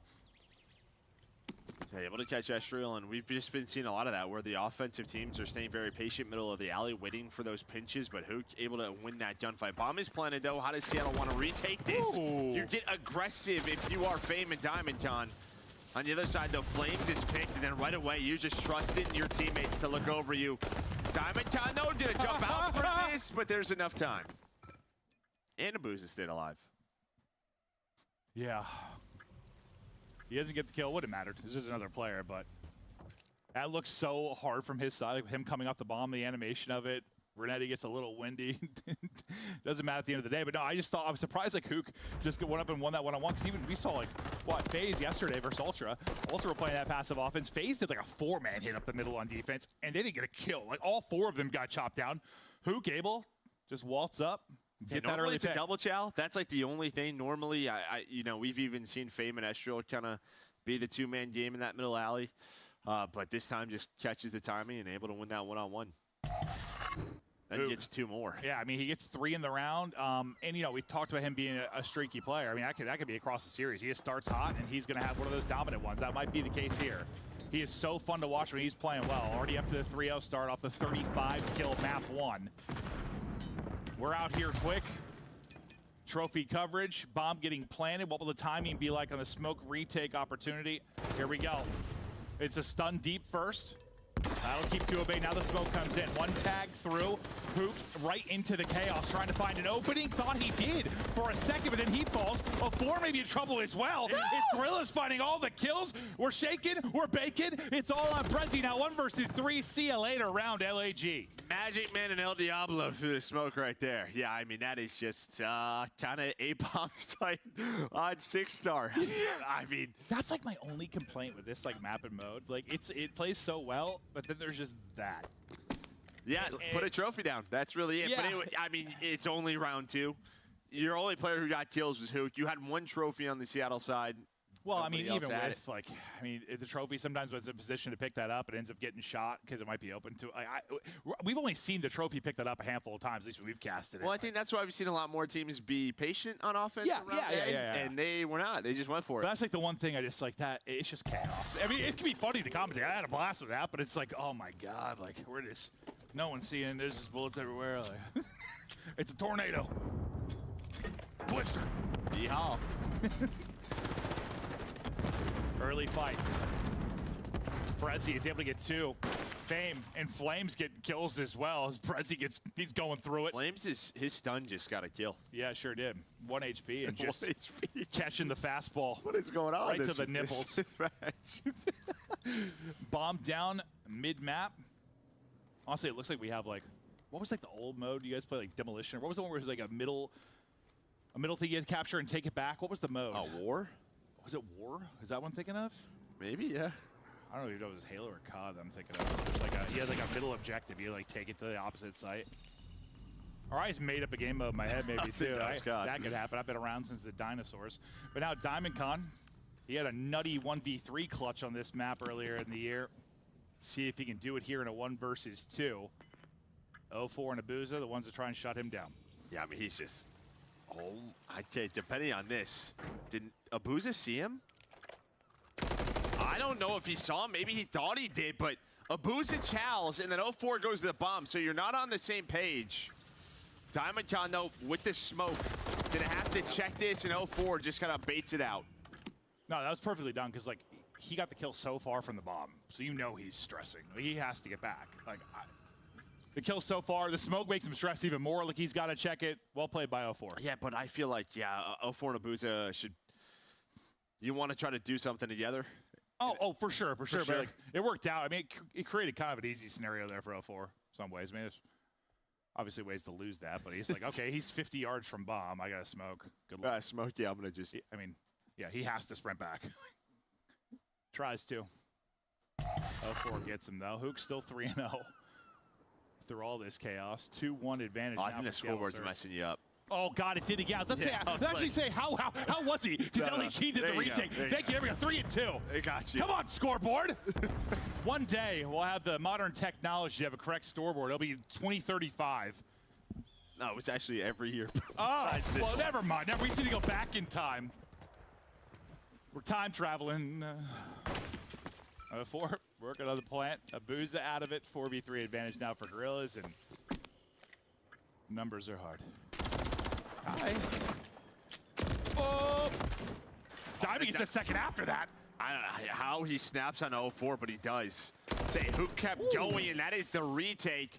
I thought maybe with Hook getting out from that position, finding a pick, turning into a 3-on-3, maybe there was a quick trade from 0-4, but we didn't see it. But DiamondCon hits a nasty double to give them the round. Beautiful there from LAG, DiamondCon. Some nice plays, and I mean, he was the one, I think, kind of the hard carry for them in map 1 when everyone else was struggling. He was putting in work. Nice little snap. Yeah, I don't know if 0-4's trying to reposition there. Looks like his head got repositioned. Yeah, like maybe he was trying to go on that like ledge. It looks like he got caught. I think if he's just prone there, probably finds the kill. Yeah, he just snaps, and I think the little bit of flinch and nice little snap just directly onto his eyeball. Just gets deleted. 2-2 though. As we continue on, it's fast and it's furious. Over towards A, but we slowed down here for a second, just waiting for maybe utility through on the cross. But Estrio's gotten pushed out. He's gotten pushed out deep, so you've got a lot of info now. You know it's all coming through mid, at least for now. Because what, you're peeking back alley, push on the flank. If you're Diamond, they're seeing nothing. And that's because it's all right up the gut. Here they go. The chaos ensues. Who will be left standing at the end of the mixer? And it is nobody on Seattle, because it's 4 straight kills after that first blood. As LAG line them up. It just cracks me up because outside of these two teams, like I feel like we've been watching like New York and FaZe, Miami, like some of these other teams are really taking their time, being very slow. Like this reminds me of 6-star like week 1 and 2. It feels like these two are just like, let's just plant bombs and retake. Yeah. 20 seconds into the round. That might be a difference between like good search teams and not as good search teams. I think these are both just solid search teams. They're just playing at a different pace right now. Well, they've improved a lot. I mean, well, there have been times this year it's definitely not been true for Gorillas, but yeah, I guess Seattle, despite the roster, in battle. But you know, you're not wrong. I just feel like you're right. It slowed down quite a bit, and they just want to hit it. Just run to the middle of the map.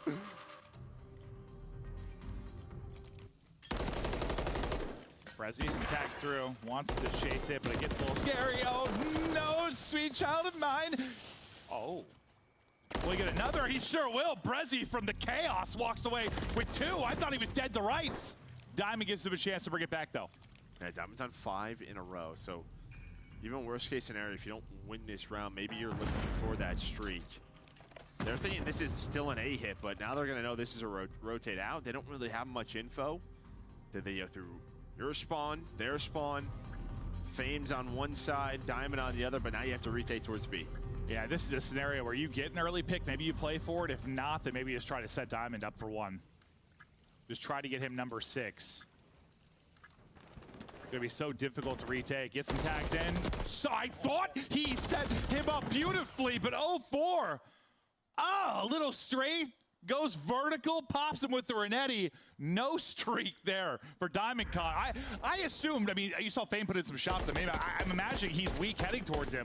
Or at least just, yeah, just not expecting that. But 0-4, I think just hits, I'm going to assume just a chow, like a burst and then a burst on through. But Brezzy, no fear through the smoke and then able to catch the second. That timing then there on the second one, Lord help you. That was brutal. But yeah, the streak ends there for Diamond. We go to 3-3.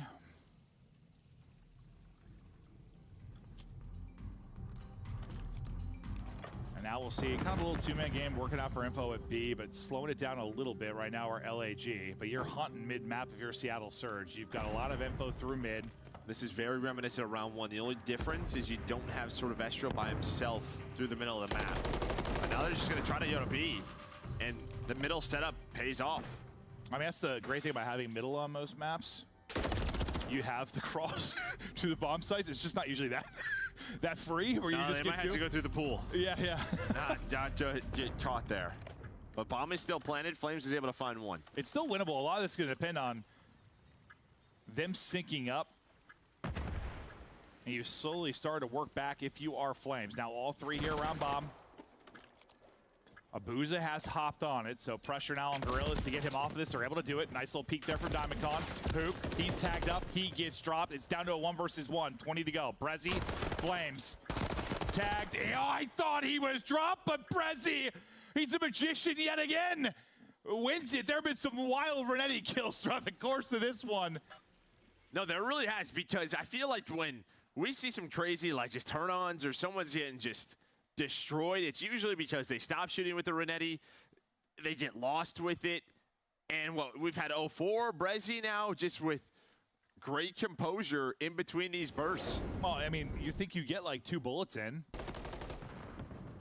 before you chow here for LAG. Like, Flames hits him with like a bullet or 2, down to like 110, I think it was. He's thinking, oh, I've got him weak, I'll just fly out, and then just pop his brains in the pool. Yeah, nobody wants that. Oh. Seattle Surge now take over. Brezzy, who's on a tear, he's 8-5, and the streak is coming in from up top. What can he locate? Not going to hit.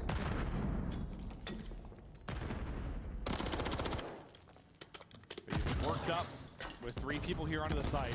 Hook, likely the one to be the playmaker, or need to get there in time if he's going to stretch across, but the nades are able to combo together, and they're getting picked apart. Hook might be here too late. Will he get there in time? Can Brezzy stay up for Hook to get here? He has. Brezzy stayed alive. Hook now in. 1 in the smoke. Hits of the stun. Slides on through. All down to Brezzy. Can he clutch again? He snaps, but now Flames gets revenge, and it's just the Renetti player that's winning the fight. I mean, that stun was so big for Hook because Flames is prone to watching that, but obviously the slide, he's not going to catch up to him with his aim, allows Hook to get the player onto the bomb, but Flames gets the trade, ready for the next gunfight. And I think you just want a little bit more behind that cruise. Maybe not finding a kill, but the problem is you use that so early in the round. as soon as it's done, you still have to plant the bomb, right? You have to plant the bomb. LAG, they rotate on through. But there we see from Flames, yeah, Brezzy just shoots. He's been so clutch for them throughout this map. I mean, he snapped. Gets one there. He snapped pretty well. Just obviously not getting first shot in that scenario. But if it was like shaky Bernetti shots, he gets that kill. It just wasn't. No one finding any separation in this one. 4-4. A bit more aggressive on the A site right now from Seattle Surge. It was all mid-map control last defense. Hook is able to find the first blood, and that's some beams there. That's a great nade. To combo with the nade from Estriel. Beautifully done. One already through on the flank, though. What can 04 find? Can't get away because the stun is going to connect. Quickly, it's Brezzy. Last alive again. Another opportunity to maybe clutch. The timing, I thought so good, but can't quite finish it. Well, yeah, I mean, Fame and Estro were going to B, and then they wrap back to A, and that gave him the timing to find the info there. He would have had no clue they were going to B. Now he's going to hang out by this very beautiful waterfall and just relax. I like that, Joe. It seems very relaxing. When we go on vacation together, can we relax together under a waterfall? I'm not sure if there's one there. Well, we can find one. Yeah, we can find a waterfall. Every state legally has to have a waterfall. Brezzy now, 1 versus 2. And they are hunting. They got the spot and chase him down. Not able to get anything done. Brezzy's had some brilliant moments, but no chance for one there. Yeah, I mean, you try to get aggressive there. Does Seattle Surge. Abuza and Who, sort of the two-man game. They just kind of go, fly on through towards security. Trades were going pretty well until that nade connects onto Abuza. And then they were just trying to buy time for 04. 04 able to find one on that flank, but the stun again. The stuns have been clutch. Yeah, I don't know if he would have got out if he wasn't stunned, but I think he had a chance to. Yeah, would have bought time. Yeah, like maybe gets around the corner. Yeah, survives a bit, dances a little, but yeah, stun makes sure he can't go anywhere. But no one, I feel like, has been able to win like back-to-back rounds really much at all throughout this. So Seattle Surge. Now you try to go.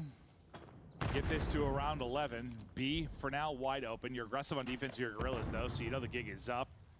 So there will be a quick kind of transfer over here for Diamond, but he's going to be only one for now. Plant on through. And now, I thought as far as push up, they kind of, rotation would come earlier, but they're thinking maybe it's just a slow push. Go, Jebediah. Dude, everybody's getting stunned. Brezzy just able to reposition. Estriel Flames going to start the retake. Smoke's going down. Everybody trying to finesse. 04 just playing his life around the bomb, but he gets caught. Trying to be a little bit too cheeky. Now it's a 2-on-2. Oh my God, couldn't trade it. Seattle Surge able to get the round. To around 11 we now go. As this has been a fun one, just coming down to a lot of 1v1s, 1v2s, clutch little scenarios.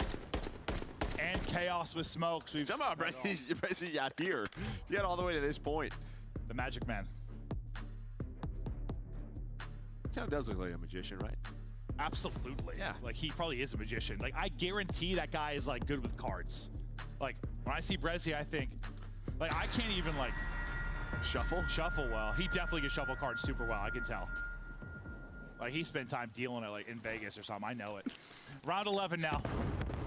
Offensive kid for Seattle Surge. France, so. Whatever. Yeah, casinos there.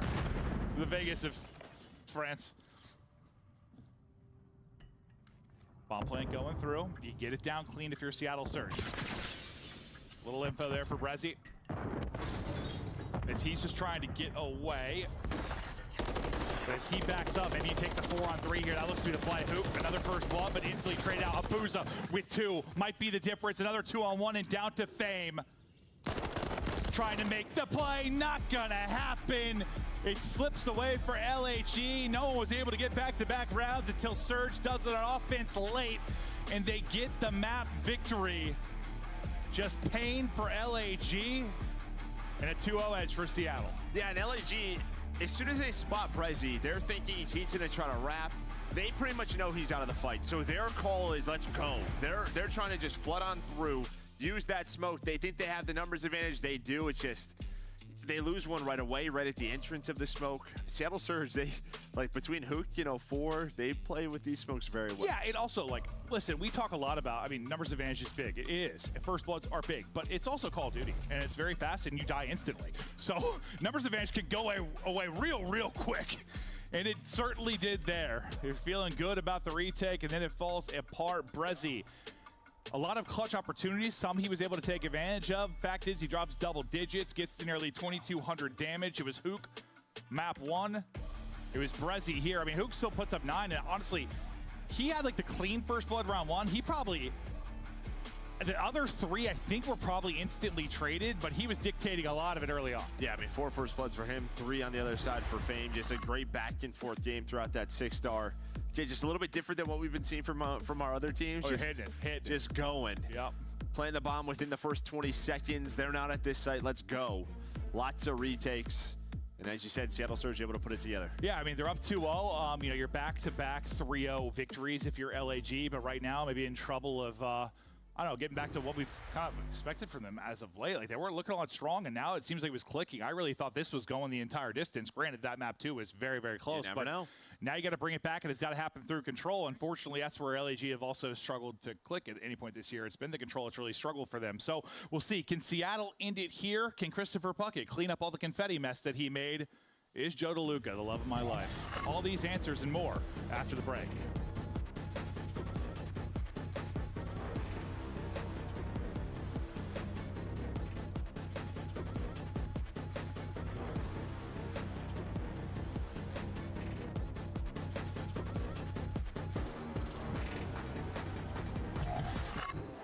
Upgrade your game with the Scuff, the official controller of the Call of Duty League. Scuff Gaming is doing an ultimate giveaway where you and a friend can win a chance to go to COD Champs this year. The giveaway includes 2 VIP tickets, travel expenses, and more. To enter, scan the QR code on the page or go to scuff.co/CDL and enter your email. Terms and conditions apply. The Call of Duty League is brought to you by Monster Energy, the official energy drink of the CDL.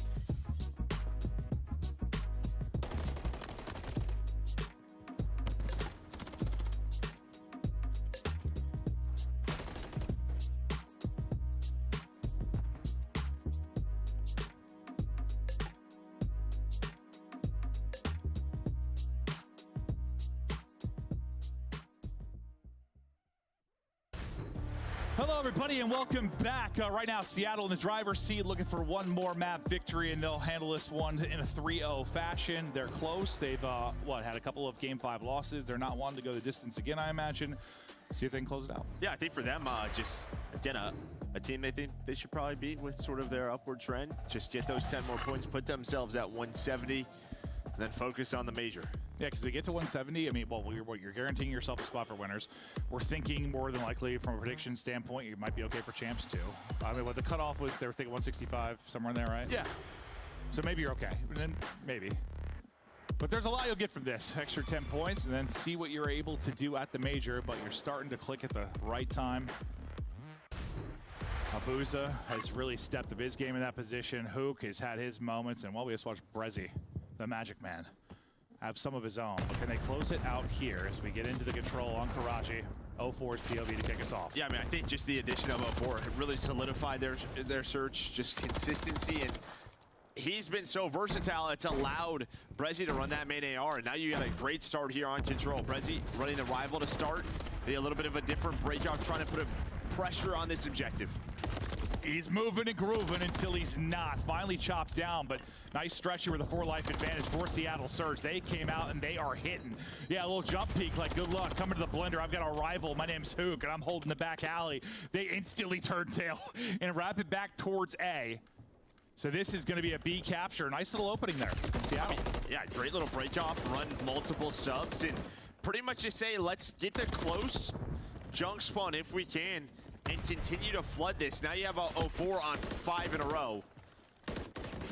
Trying to find number 6, just gets caught, but you're on the objective. You're trying to have a quick round here. I think we haven't seen a lot of that where, like, you know, like an invasion, you see like that early A hit, like much where it's just, we're taking B right away, like where it's calculated. I mean, yeah, at times we've seen it, but not where Not usually with a break-off set around it, though, either. Like where it's multiple rivals and you're just kind of hidden. I feel like it's like you get to A, you get 3-9, like, okay, let's go now. That was just, I don't know, they were just going for B. Or you're right, when they do, it doesn't work out as well. Yeah, usually it's just a guy top AC watching across, and if you get one pick there, that's it. They don't, though. And they get through for your Seattle Surge. And it's a fast one. Great strike there on offense, like lightning. They are done quickly. But that's one of the faster B captures you're going to see on Karachi. Nice little strat there to get them going, and I mean, you're also just winning gunfights. I think Astria was 0-5 throughout this round, so LAG need to step it up. We'll see if they can fire back on offense, but I mean, this is the one map where you've got the best chance really to get going offensively, certainly in our control rotation. But Estriel, he's just looking for his first, as you said. Let's see what the break-off looks like for Gorillas. Just more standard out towards A. Will be into the point instantly. Estriel also on the board instantly as he rallies back to get in. Can't really get anywhere as Hook is still here. It's another multi-kill for Hook. It feels like it's 75th of the series. Yeah, just sort of the maps have played out the type of playstyle that he wants. Just being aggressive on Vista. Same thing here in Karachi. A lot of the 6-star play through these smokes and through the middle of the map. That's Hook.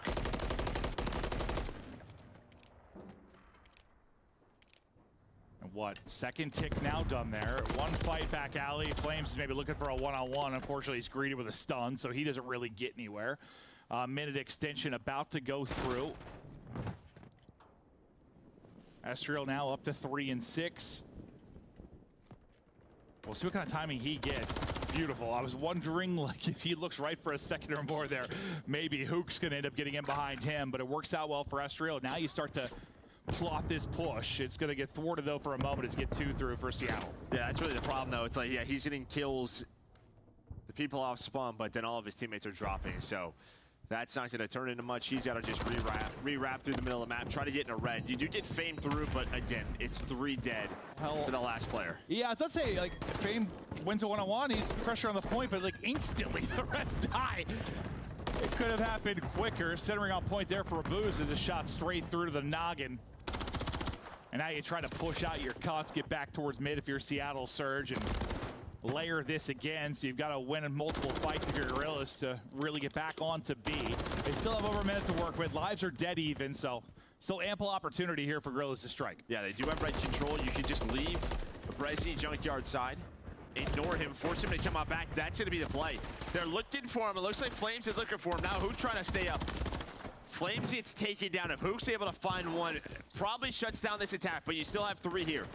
Yeah, you can see the bar is moving real quick. It was for a moment there. It slows down a bit. You just have 1 on top of it. Abuza and Hook able to get kills. They'll reset this for now. You get so close to the second tick, but it's not quite there. But again, it's all Brezzy. He's on 7 in a row. He got the 1 player trying to cut him off, then gets a player on the point, wraps back to Junk, gets a player off spawn. Now he was able to earn that streak. You don't get the second tick, and he wants to go for it now, just to give his team some map control and some info. And they're going for the 3-0. Explosion hits. Diamond Con gone. Players here for Seattle Surge, and now 30 seconds remaining. It's an 8v6. Brezzy doing it with the missile, doing it with the Renetti. He's doing it all. 1 final opportunity really here in the works. We'll see if they can do it. Prone and waiting is 0-4. 2 kills through for LAG. Gets a little bit ugly here for a second. 3 are going to fall. 1 player really left up for Seattle to try and get shots in, but he's going to be held at bay. Second tick is now done. 18 on the clock. Seattle's all funneled through 1 position. I think LAG in the last second have done it. And that is Karachi. You can play That's a good way to put it. 99% of the round so well, and they do just that. The problem is the only player really in position was 0-4. 1 player drops around him. He doesn't want to overpeak, doesn't want to challenge the doorway, so he prones, is only able to get 1, and then his teammates drop around him. As soon as he's taken out, there's 3 players alive for LAG around the point. Incredible stretch there from Gorillas to tie us up at 1-1. And yeah, I mean, you win for it with the streak if you're Surge. You had the chance to, well, not close out the map, but you take a 2-0 edge. You're obviously in a much better condition to get it done. Just can't quite go for the jugular, and now an opening for Gorillas. But last time, the offense was beautiful from Seattle Surge. They were done with the swiftness. This time, a little more of a standard setup, and Flames is shooting 4 HP, but wins the fight against Brezzy. Well, you did force a couple players to go B side this time through, right? That's why Flames already junkyard, but doesn't matter. Does not matter at all, because all the kills go in the way of LAG. Yeah, I think it was like an early 4-life advantage last time for Seattle. This time flipped on its head. So you got to slow the roll offensively for Surge. They've got to think through how they want to attack. You give them some power positions if you are Gorillas. Estriel is shooting like that. And once again, all 4 are dead. Now it's 5 straight for Flames. A chance for him to maybe get a streak. And you get a hold here. What looks so dominant from Surge, what could have been a 2-0 advantage. You might be suddenly looking at a 2-1 lead for Gorillas, and they're in control. Yeah, I mean, they've just really stepped up. Estriel as well. He started 0-5. Now he's, what, 11-10? Something around there. So really stepped it up the last 2 rounds. Flames locking this down. They have not given up a tick. You still have Estriel top 3, forcing a Seattle Surge to go Coop side. As you talked about it, Estriel gets another double. He has turned it around massively. 13 and 11 now for Estriel. Shutting it down, not leaving any opening. Last-ditch effort now through for Surge. 3 flying in. Estriel, another multi-kill. I think Estriel is just popping off. You've got 8 straight from Flames. We didn't see a lot of the kills from the LAG view, but they never find them. Yeah, no, I mean, Estriel was just top 3. Dropped down Coop side. He was able to find a double. Jumps back up. Cutting off the middle alley. Found another 2. Seattle Surge, just from the start, could not get out of their base. Impressive turnaround here for LAG. This was 2 seconds away from being 2-0 Surge. Instead, now it's 2-1 for Gorillas. Flipped on its head real quick, right? 20 and 10 for Flames. 8 streak. Now you go for it on offense. You were in such a good position if you were Seattle. Can you just close this one out? Back-to-back map 5 losses. You're hoping to get a clean one here, but Gorillas do not want to go down without a fight. Good little opening so far from them. Just pressure onto the opening objective. Brezzy's going to get picked early. He was big junk side throughout their defensive hold until it fell apart. This time not in position early. Yeah, now you're just hoping to catch Seattle and then kind of have one of those transition plays that we kind of talk about over towards B, but won't happen. Can you get done with A? They're going to go for this. Now it's 2 dead. If Estriel finds 1 here, they might just fly.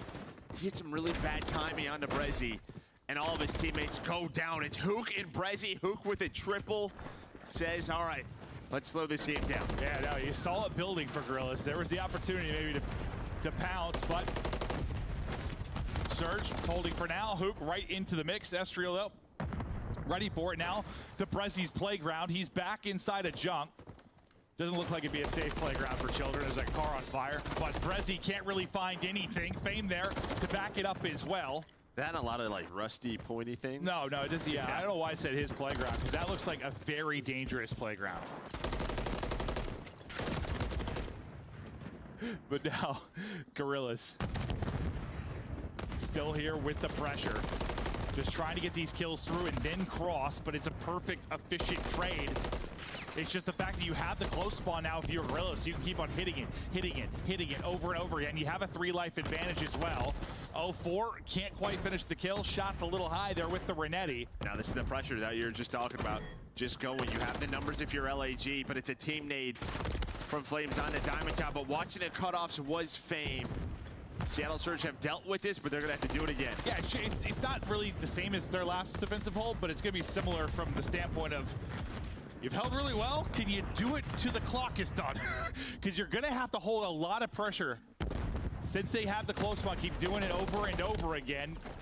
Problem's going to be lives too, right? If LAG are trading well and they have close spawns, they're just going to keep reinforcing. And for the most part, it's been like literally just every other kill on the kill feed. Like it's just been the definition of trading.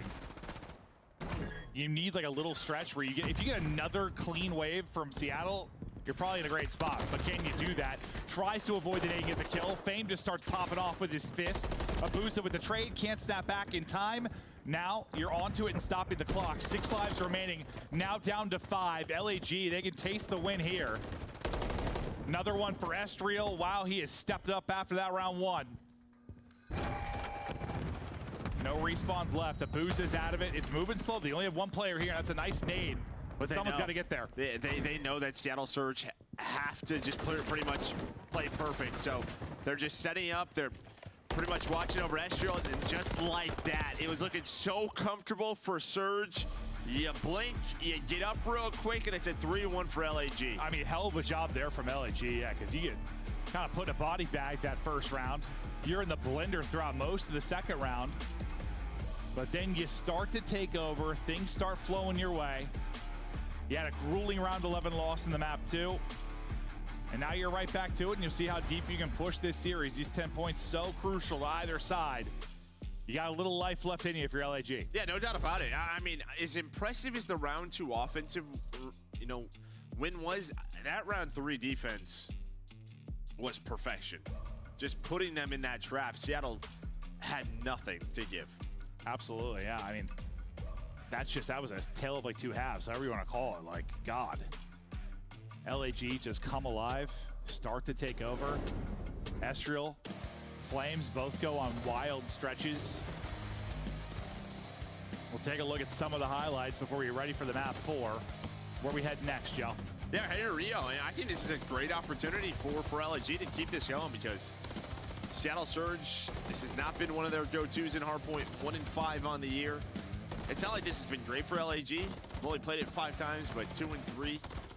I feel like one of the first times we've seen Flames was on this map, so gotta be feeling good if you are Gorillas.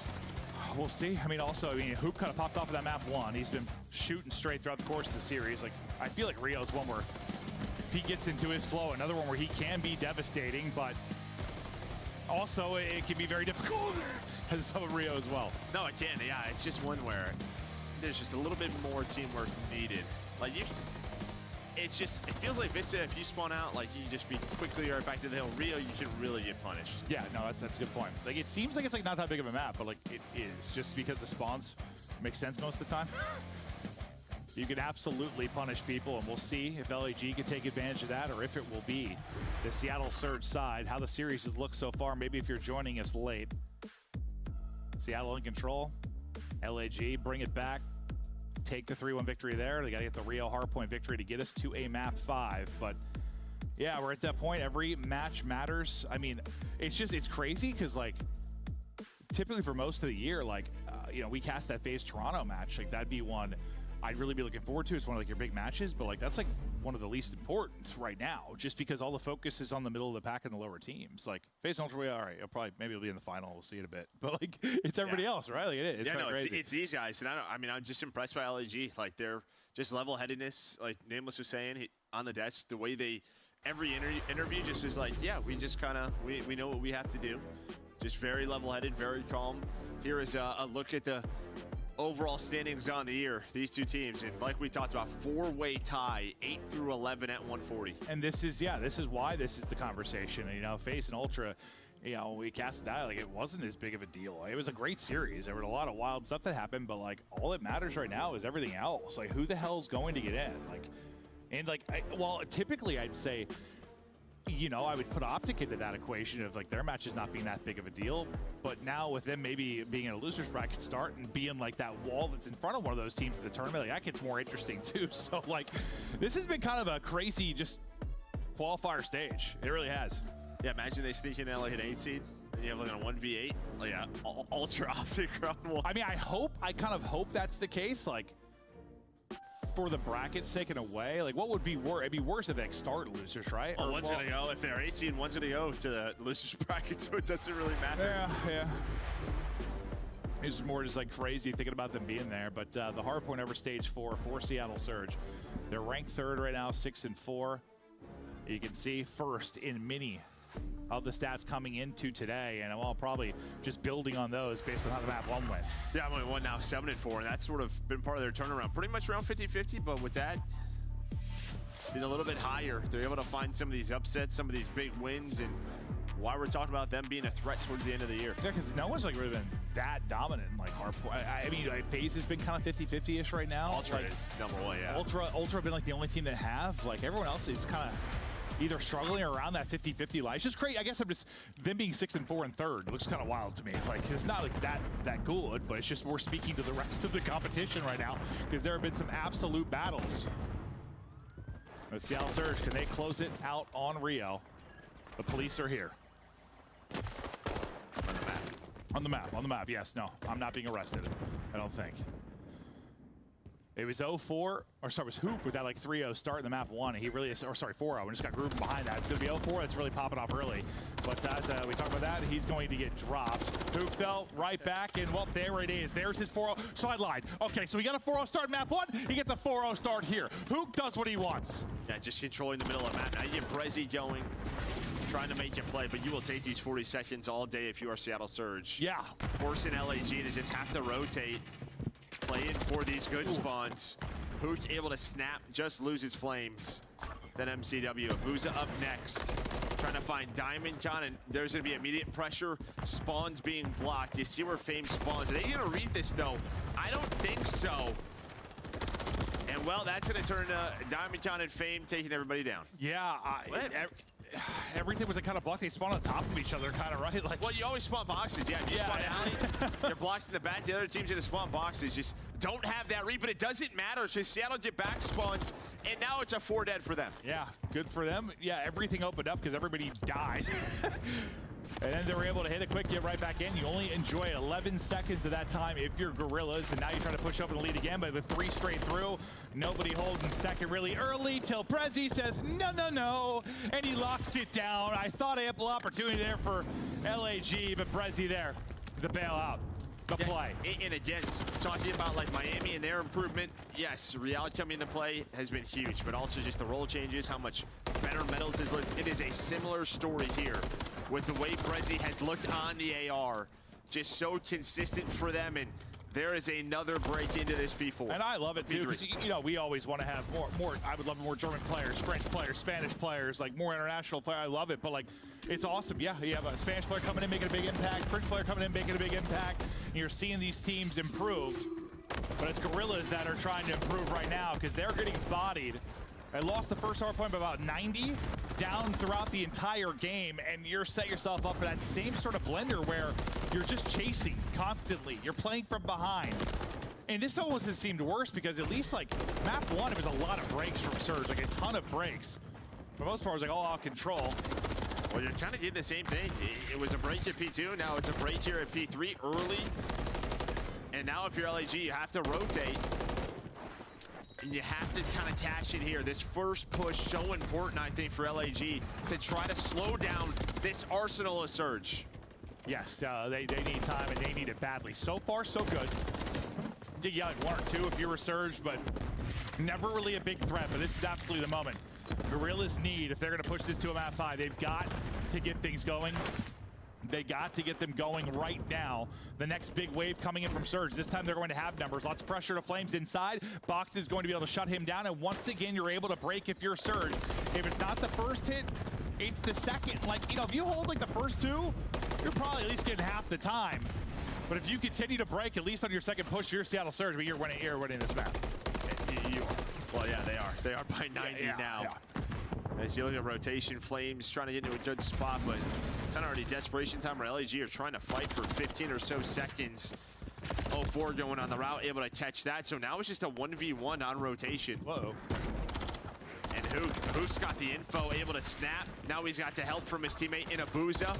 And they're almost going to win out. Well, they do win out with the help of 0-4. Yeah, I guess Estro getting 2 maybe allows them to kind of race back and get a presence here early, but just a nice play and stretch from Seattle Surge. Now back in control, lead just growing second by second, up over the 150 mark, up 120. It is dominant so far. This team is clicking in the mode, showing why they're the 3rd best through the qualifier. Gorillas just can't find anything.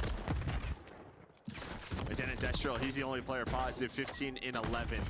He's able to find a double, but even when they're finding kills, they're still getting picked on the hill. Well, it's kind of similar to the map 1. I think it was Diamond was like the only positive. The other 3 were negative.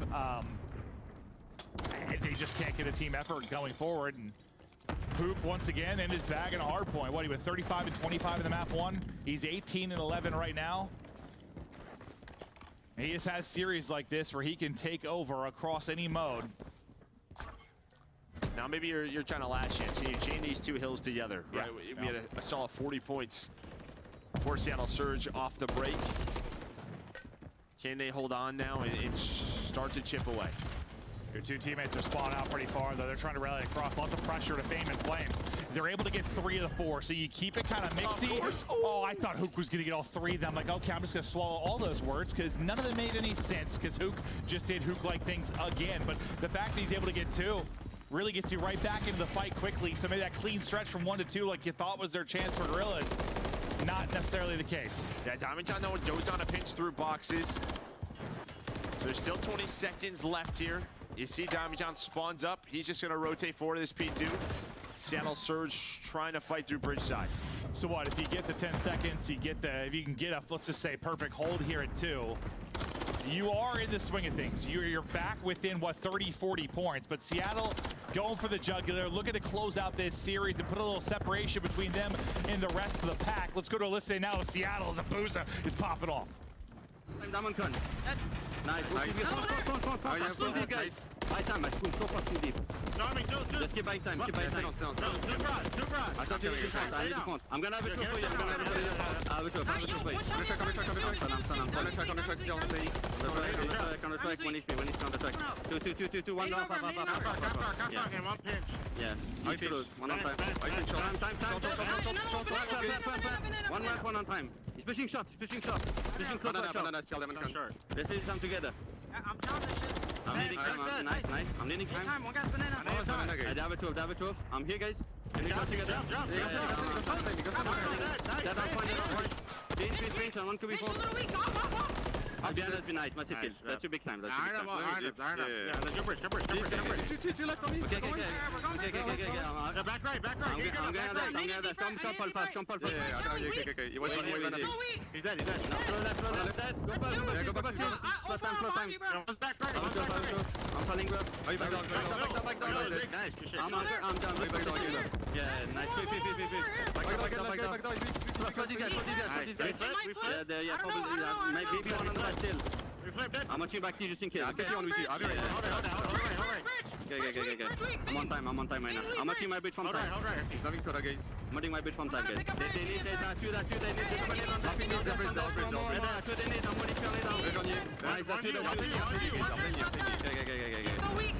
Nice, that's why, yeah.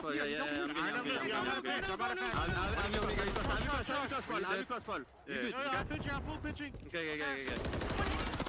The Cubs are flowing, and the map is 2.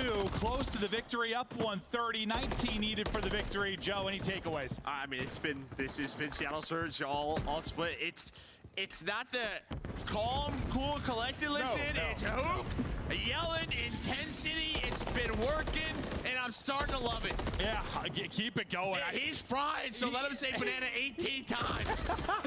I think you had like 5 straight from Brezzy. Abuza got 5 or 6 before he dropped. You just need one more break to close this out, more than likely. You've had about 40 hardpoint breaks over the map, 1 in 4.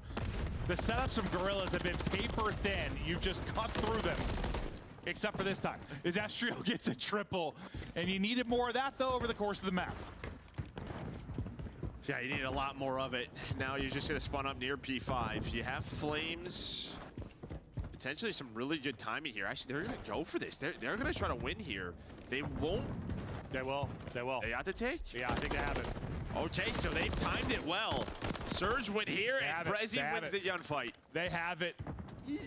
Final tick in. Map is over. The heads-up play there from Seattle Surge. Who goes for 30+ in both the hard points? Listen, there might be some chaos in the Surge. There might be some chaos in the comms. But Seattle Surge are getting dubs. It's working. Yeah. Again, I'm not the biggest fan of it, but if it kind of puts him in a mindset of just focus and lock, that's all that really matters. You're a fan of like listening to it. You're not a fan. Like if you were a player, you don't like that, right? No, I put my head in the wall. No doubt about it. But like I said, it's working. Yeah. Keep it going. Don't change anything. Big win there. 5,000 damage, 31 from Hook. He was spectacular over the series, especially in the hard points, but felt like everybody had their moments. Honestly, I feel like there was a stretch where we were really, Abuza. He was the guy. Like, he was taking over, and he is a great map. He's 26 and 17, but, like, everyone has just stepped it up on the team around him. Yeah, I think Abuza really showed off at the major, so that will be the question next week. That's true. Who is going to continue to step up? Abuza was unreal at the LAN. Yeah. Hopefully he gets a little bit more help here.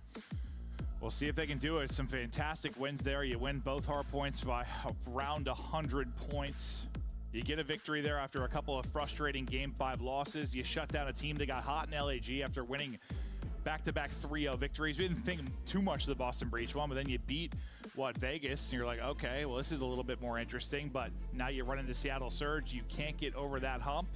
Some nice resilience, I think, in the map 3 in a mode that they've struggled in, but that's the only time you really saw it. No, I think there was just a moment, a couple of weeks, honestly, maybe a little bit longer, where we thought LAG was out of this. But I think sort of like the 2-match that last weekend, there's still a chance. Again, they've had a couple of top 6s on the year. They do that, they might just steal the A seed. Because as much as we're like hyping up these matches, like still have a tournament. Yep. That's what's going to come down to, is you could always make some kind of crazy run. We'll see how it plays out, but it's been a whole hell of a lot of fun. Hope you're having fun at home, too. But that'll be it for our second match. We got 2 more to go. Christopher Puckett, break it down. Thank you, Maven and Merc, and congratulations, Mr. Nameless, who ties things up here with the predictions.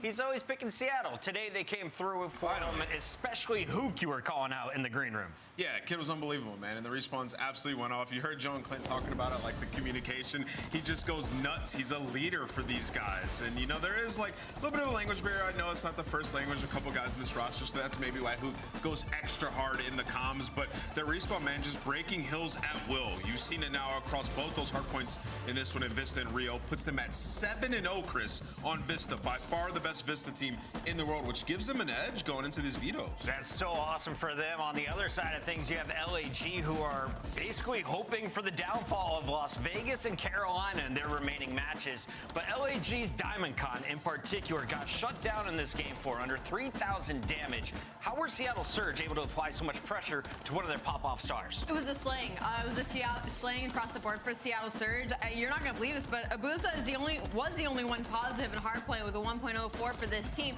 You wouldn't think that after seeing this series, Hook absolutely take over mode in every single game mode, save for the control. We're going to pretend that didn't happen, but everybody was putting in work, like Joe and Clint were saying, is across the board, everybody had their moments. And if Seattle can keep playing consistent like that in the sling, they can easily take these top 4 teams to a link. If you give an MVP name, who do you give it to? Well, I'm going to give it to Hook for sure. Yeah, the hard points, just absolutely excellence out of him. Like, if Abuz is playing like he is, especially on land, and he does that again, with Hook's participation now in the SMG department and their improvements in search, like, they can really make a run. I put them right up there with the Heretics. Both those teams, man, they're the dark horses. You got name what's his match MVP in your Scuff play of the game. Let's take a look at what Hook the Nuke was doing in game number 1. 35 was at the end of the game on the leaderboard, with only 25 deaths to go along with it. I mean, Hook was spawning up and challenging literally everything and winning the impossible. This guy was a 3 spree at almost every single life, and this is the Hook. This is the ceiling that we know he is capable of. I mean, yeah, I know what he's capable of. Like I said, I mean, Hook back in AW when he first burst onto the scene was the single hardest kill of all time for me personally. Like, the kid is just unreal. And when he hits that flow state, like, he has a stage every year where he becomes him. And right now, it just feels like it's that stage for him, man. We've seen a couple of really, really good hard points, and they have a good system going. You know, we were going over the fundamentals. The breaks are there. The rotations look great. Rambo Ray has these guys on point. Rambo, I was questioning it when you started to stock up on the Frenchies on this lineup. They are paying huge dividends. Shout out to Brezzy for the 10 kills in Search and Destroy, and of course, Hook for his pop-off in the hard points. Joining us now in our Monster Winner Spotlight, it's the man with double digits in Search. Brezzy, congrats. How are you guys feeling after a very close match against LAG, one that had a big impact on your forward seeds? We're feeling like amazing, obviously, because we lost our last matches against Heretics and Paris, like last map. So like it was complicated. We knew it was a big match, and today we just locked in. Absolutely, Brezzy. Congratulations on the win. I want to ask you what it's like playing with Hook. You know, this is a newer teammate for you, and I wanted to know kind of what that integration was like and what you've seen from him as a player. I mean, this guy is like just a legend. Like I don't know, like how I can like describe him. He's just like a perfect teammate, always happy, always bringing the vibe in scrims, like literally every day. So just shout out to him. He's like just a perfect teammate. Brezzy, I want to ask you about your role in Search and Destroy, because there are quite a bit of rounds like you were going in first sometimes, like getting in that first engagement, and then you were just on an island, like you're switching things up so often. So what's that process? Who's the leader making those calls, or kind of what's your role in that game mode? Yeah, we switch up like a lot of things in SNG because I don't know, we wanted to try to see if it's better or not, to make sure we are like really prepared like for the major. Today it worked, and just we're gonna like keep practicing our things, but yeah, we changed like a couple things. Yeah, well, whatever y'all did today was working, because you were making plays in that Search and Destroy. Congrats, man. Playing confident. Thanks. We love to see it. Brezzy, final question for you as we see what the 4 of you are doing in game once you get to your matches. But what's happening leading up to it, and who helps you prepare? What do you mean? Can you say? Like, yeah, I guess who on the staff is helping you guys with strategies? Do you guys go over your footage? Do you do it individually? What prep goes into your play? Okay, so I mean, basically it's everyone. Just everyone like brings ideas in practice. Ray helps us a lot. Like so we don't give like a lot of credits to our coach, and just shout out to Ray because he has been helping us like a lot, like on any mods. And I mean, that's it. Just everyone. Excited to see you guys in person next weekend. Congrats on the win. You'll be starting in the winners bracket come Burbank. Thanks, guys. Have a good day. Seattle Surge feeling great after that win. They're keeping pace with Miami, and if you're looking at the overall standings, pretty good idea to put some money on this team going to champs. 170 points. We thought it might be 165. That's the magic number. 170. How comfortable are you right now, Nameless? You have to win at least one when you go to Burbank? No, I think 170 is a lock, bro. I think it's a lock. I said it at the beginning of last stage. I said it's gonna be 170, so I'm committed to that. If you look at the bottom of that leaderboard, it's 50 points for Boston, but they're about to make it 60 when we return. It's Boston versus the 11th seed in Major 4 standings, Texas.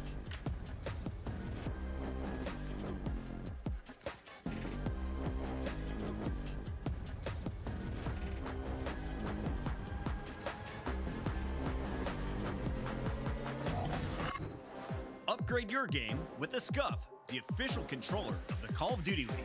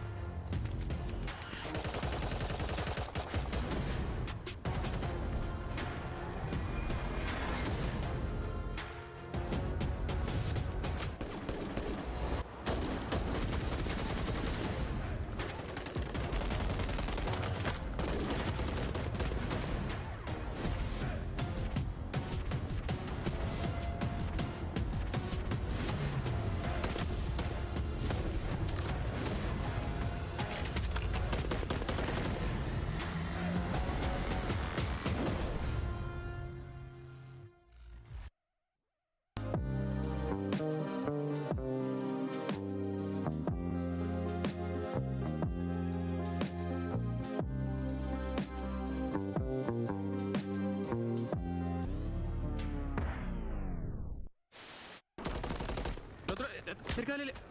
El otro tiene que estar por el under, creo. Going alley, going alley. No en el Eli,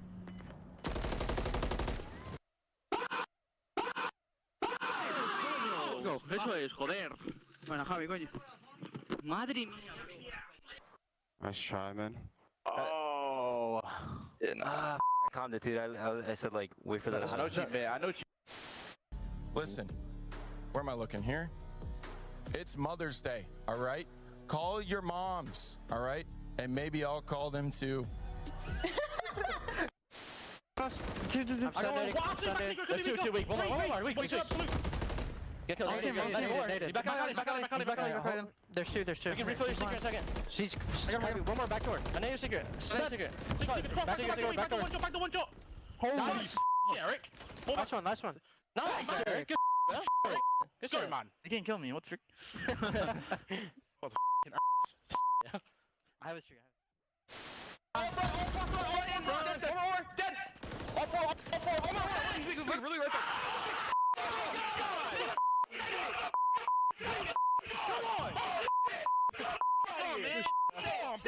Yeah, got me. Yeah. Don't even worry about it, guys. These guys on. So go next. Don't worry about it. Yeah, Did you go next? Just go next. Yeah, we're good. Oh, we gotta laugh that one off, boys. Oh, yeah, we got that one off. I'm bad. We gotta laugh that one off. Correct.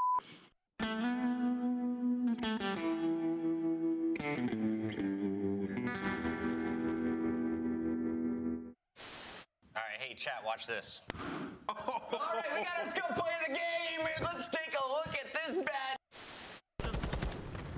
You just the staircase. We're gonna be getting pinched. I have no ammo. I don't push up. Yeah, you just push. Dead. Umbrellas. And just don't line up with me.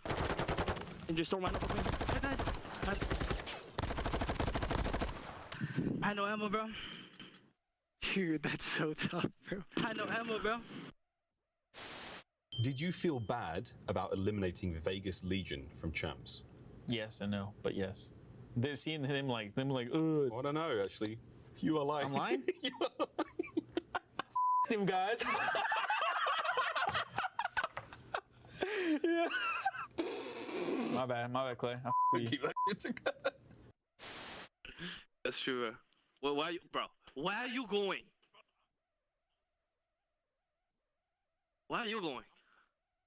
Dude, you're gonna get in trouble, bro. Why you You're gonna get fined. All right. What the is the? Hello. And then actually, about looking in the thing. You're an idiot, bro. He's not in here. Join the game.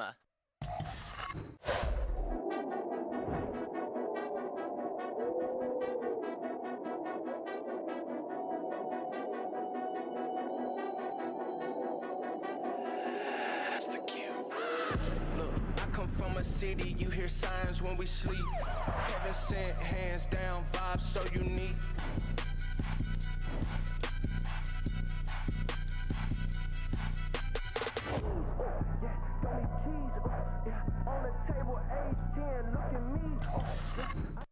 It's time for Optic versus Boston, and this should be a fun one because Optic has been struggling and Boston has nothing to lose. So let's start here with the Optic Texas squad that won our most recent major. They did it by coming out of the losers bracket and then showed some dominance in the finals. Dashy, Kenny, Pred, and Shotzi, though, seem to have been falling off to winning ways. What is happening with this squad, Nameless? Yeah, championship hangover. And, you know, when you talk about it, it's in the worst way possible. Throughout this split 1 and 4, you know, they got that win over Miami, and they lost 4 straight game 5s. And Chris, they've lost 7 straight search and destroys.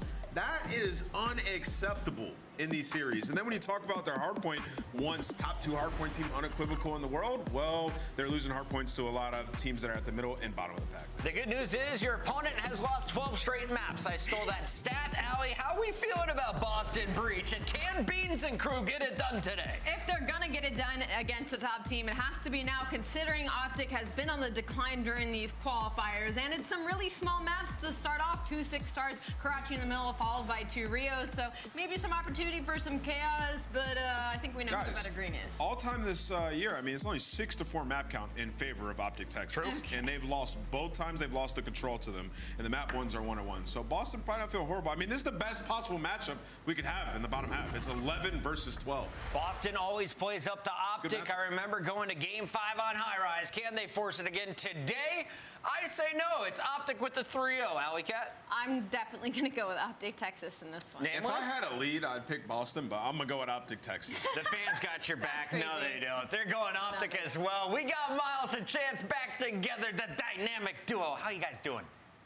We're doing really good, unlike both the teams in this matchup, who are sitting very much at the bottom of the seas going into the major. Chance, the desk is very much leaning Optic Texas, which I think a lot of folks would be. There's a massive disparity in stats right now.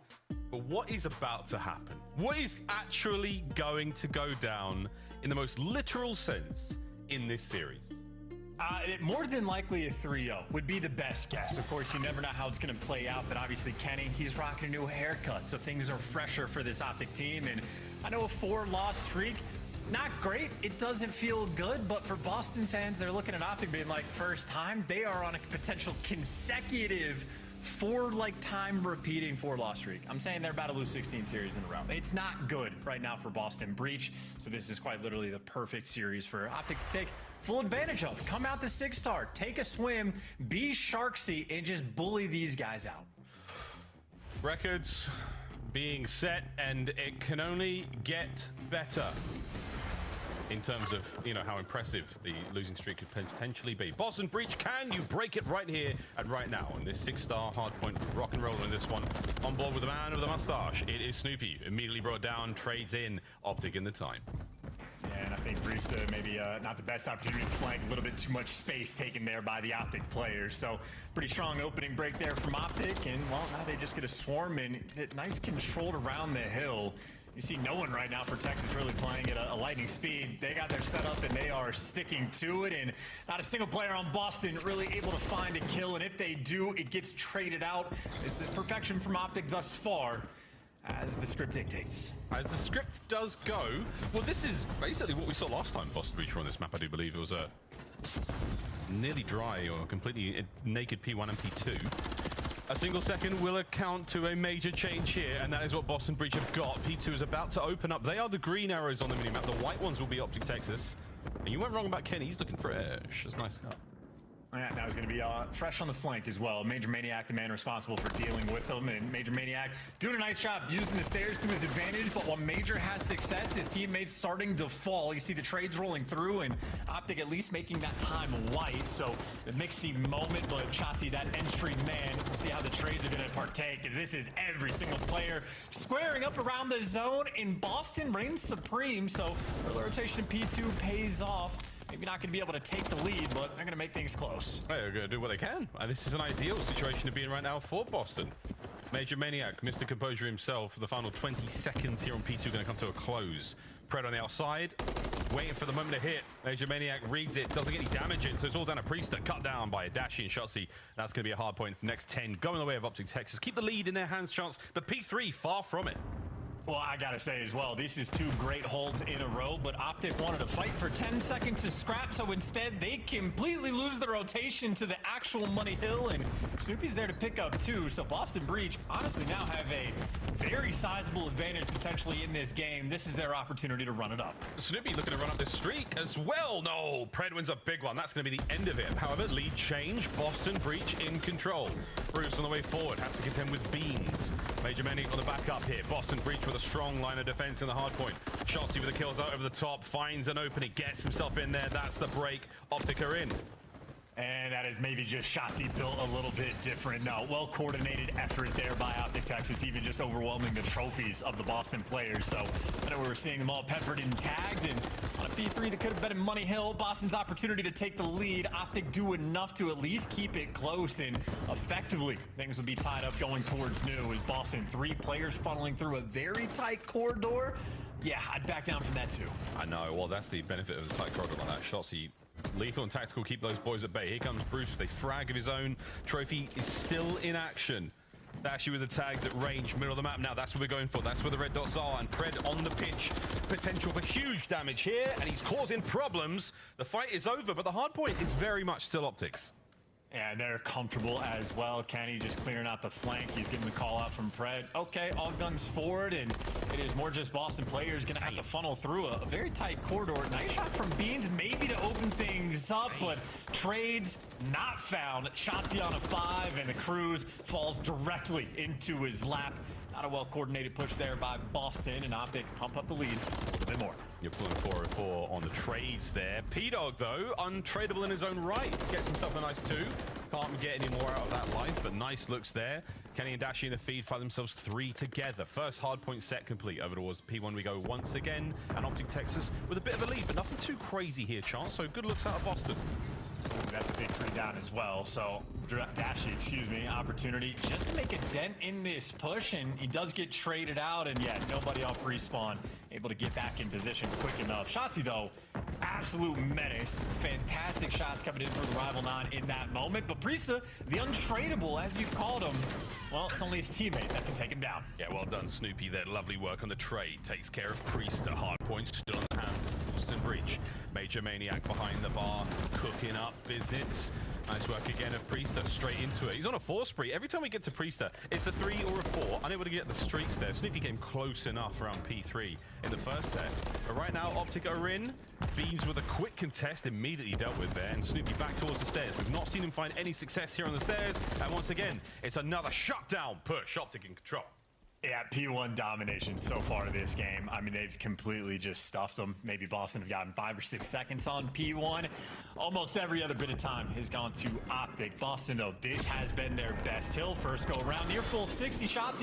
Smooth moves, nice curve, hits a roof, though. Everybody protected.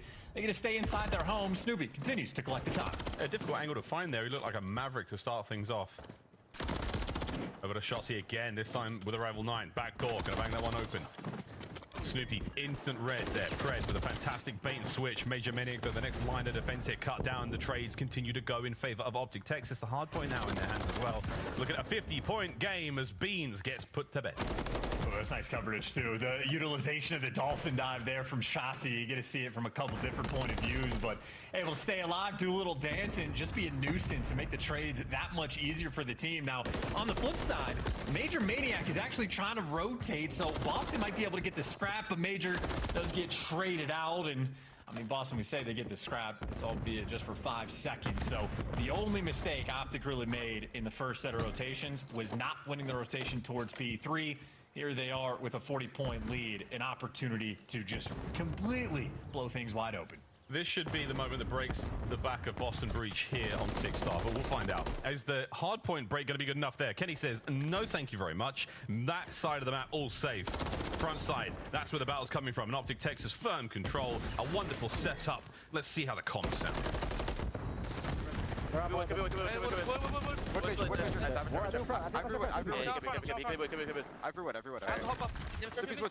Get white or no? Someone get wood, yeah. I have wood. I'm so one shot. I hear you. Do it, I need help. I push. Pop up, Sushi, one shot. I'm Two hop up, two hop up. Oh, no. Nice, Ken. Watch out, I'm going. Major. He has to be stage. He's already close. He's on stage. I want. We gotta get this. On top of stage. Top of stage, bro. Take the top. On stage, Major. I'm waiting for you. They're all you, by the way. You. It's gonna be on top. Close right. Major, what's that? Close right. Okay. You. Absolutely. They're both one. Both one. One shot. Nice. I'm coming. Give me the shot. Check out. Okay, first off point, boys. I'm gonna shot. Check out, bro. I can play kill this side. What's in you? He's low checkout Snoopy. I'll spawn you, smoke out. Check out. Really, stage. I'm fighting you. Did we get Snoopy or no? Yeah, I got two. Okay, there's that top. Absolute. Oh, 4 shot, drop. Close up, drop. Yeah, close up me. Absolute. Let's go. I'm not getting. Get the left. I went DJ. I'm blue. I think that's what I'm blue. It's on top black. Okay, I'm blue. The top black, Ken. I can't get the butt. Can shot butt now? One guy's That's an interesting insight there in Optic Texas in the map. I mean, the scoreline looks fantastic, but I think there's a little bit of discomfort there in the lineup. I mean, maybe just a little bit. Major Maniac had a nice rotation, won some entry gunfights, but if Optic are having to work for it, it's still about a 50-50 battle, and when Optic have the edge, Boston not really able to fight too much, but speaking of fight, this is the most fight they've had on the P1 thus far. Boston finally able to accrue a little bit of time, but Priesta doesn't get the entry, forces out a couple trades, the water fight going down as well at the same time, but Boston, they come out on top of everything. Clean 4-man white, but a long way to go, but they should be good for the final 20. Should be good. 20 to go, P1. Shotzi's managed to sneak into the new hard point. Major Maniac once again locking it down. A big bit of work there as his teammates find a couple. The breaks in, and the new hard point is now wide open for kills, though. Optic Texas is going to get the final few moments now. Foot race on towards P2. Here we go. Could be the final moments of the map.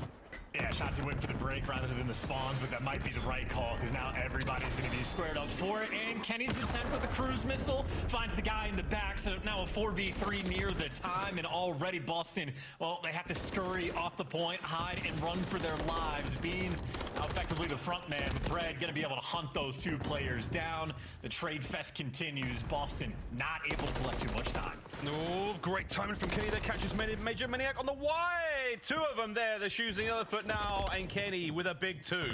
Hard point still being contested. Bean stays alive for a moment longer. 10 for the win. Optic Texas trying to hold it down. It's Kenny in the feed. Big wins from Pred in the vents, and that should be map 1, folks.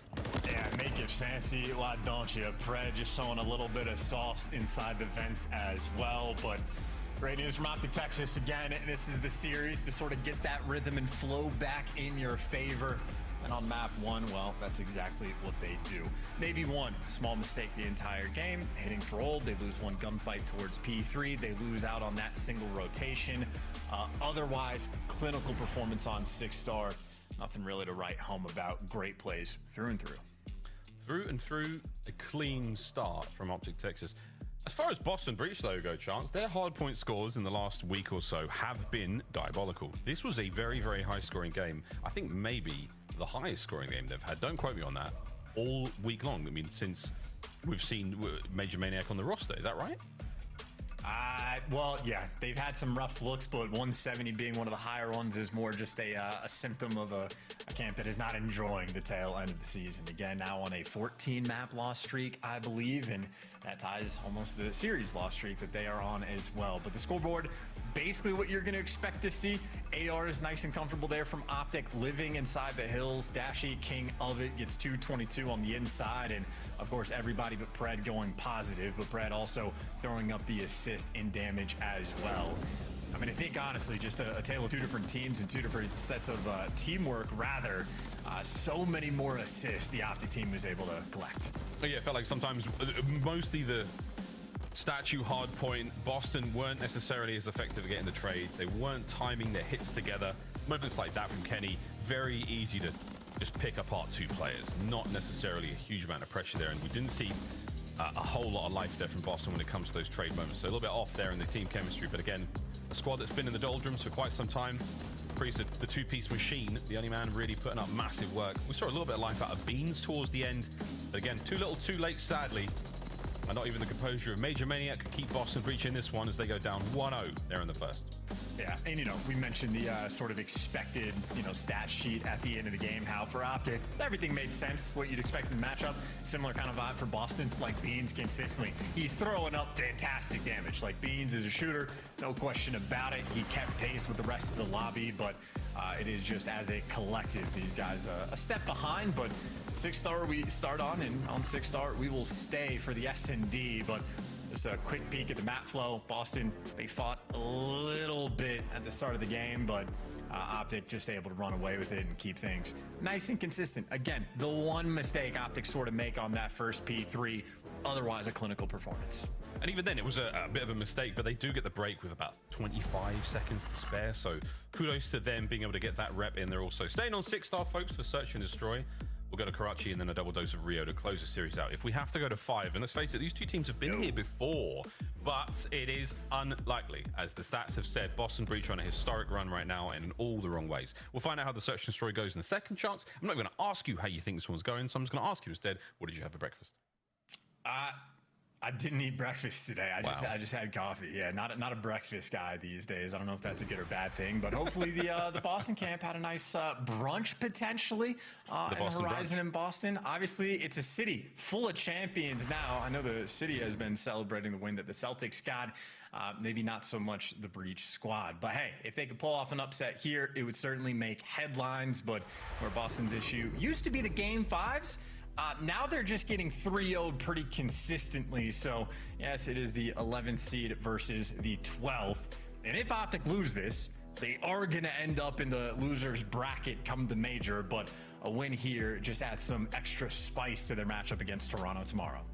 That spice indeed. Well, we'll see how that goes. 0-5 for Boston Breach so far. A single map win would be ideal for them to break the run. 4 players who are absolutely capable of it. Priester, world champion. Major Maniac, of course, in that inaugural season of the CDL, playing alongside FaZe with a second place finish, but albeit an incredibly dominant season. A lot of LAN gameplay there before COVID interrupted things. So we've got very capable players. And of course, Beans and Snoopy yet to really get on the board in the championship department, but both explosive players and very, very impressive individuals in their own right. Can they tie it together and find some special something here as we sell this dream and we go on a Search and Destroy? And Search and Destroy is going to be a fun one on this map as well. Obviously, memories of when Optic was playing against the New York Subliners and that sort of like underground sort of vent route got taken time and time again, utilized extremely effectively by New York. And I don't know if Optic will make that adjustment or use it themselves, or if Boston will just show completely different looks. Dashy already able to get the first blood from downrange. Dashy holding the site down by himself. That's lovely work. Priest's timing here is going to be very, very unfortunate as Kenny just breaks the threshold of the stairs. But Major Maniac, oh my word, so close to the 2-piece, but the round is done. Optic Texas, the opener from Dashy. Lovely timing from Kenny there as well on the board. Yeah, a little surprised that Priest was trying to swing out like that before Major Maniac was actually able to watch over him, because Kenny just gets gifted a free kill. And I mean, granted, Major in a position, in a sweet spot in the pool to maybe pick up the 2-piece. Dashy, as we all know, one of the best shots, if not the best shot in Call of Duty. So he's going to be able to trade that out every single time. So maybe one of the last times we see Boston try to attack B. Dashy just locking it down like that. Certainly going to make an impact on your mind. Round 2, fight. Or Pred will lay down on his belly with that bomb in his back pocket as his shot sees right above him. Over to Dashy on security side. Lots of players here from Boston Breach by the A-bomb site. No one going to be there. So the middle of the map, you've given it up now. You've played as slow as you can afford to here. Optic Texas, just over a minute to go.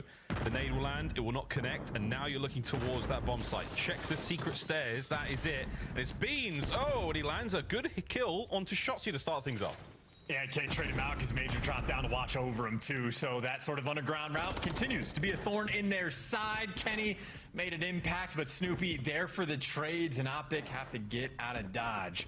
Rotation through the middle of the map, though. Snoopy, Spidey senses potentially tingling, but they're just going to group up together, playing as the roaming Slayers, moving like a pack.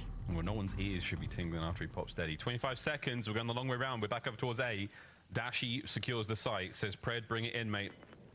Don't waste any time. He's going to check all the usual spots, and it does look like someone's going to get his sooner rather than later. Here comes Beans and Major Maniac. Snoopy, Island player on the other side of the map. It is a big snap from Beans. Wins the fight with the rival 9. Can he get the second? He cannot. Pred, 2v1.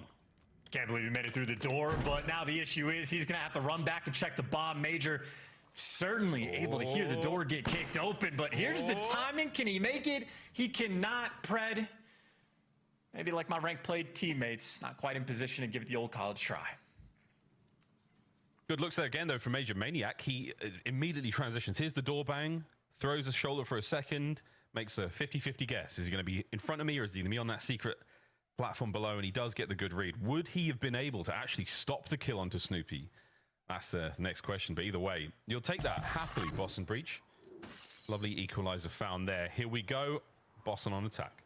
And shout out to Beans as well for the first blood, able to get the rival 9 as well. I think with an MCW, might not win that gunfight against Dashy, so being the difference maker in the round is now Optic. Aggressive through the middle of the map, Shotzi and Pred working together. And Priest the man to deal with. He was untradeable on this map time and time again in the hard point. Well, how about the trades here in S&D? Reaction time good enough for Shotzi. We got a 3v3. 3v3, Beans lines them up. Lovely shots down range. Kenny with a trade. 2v2 now. Over to Major Maniac.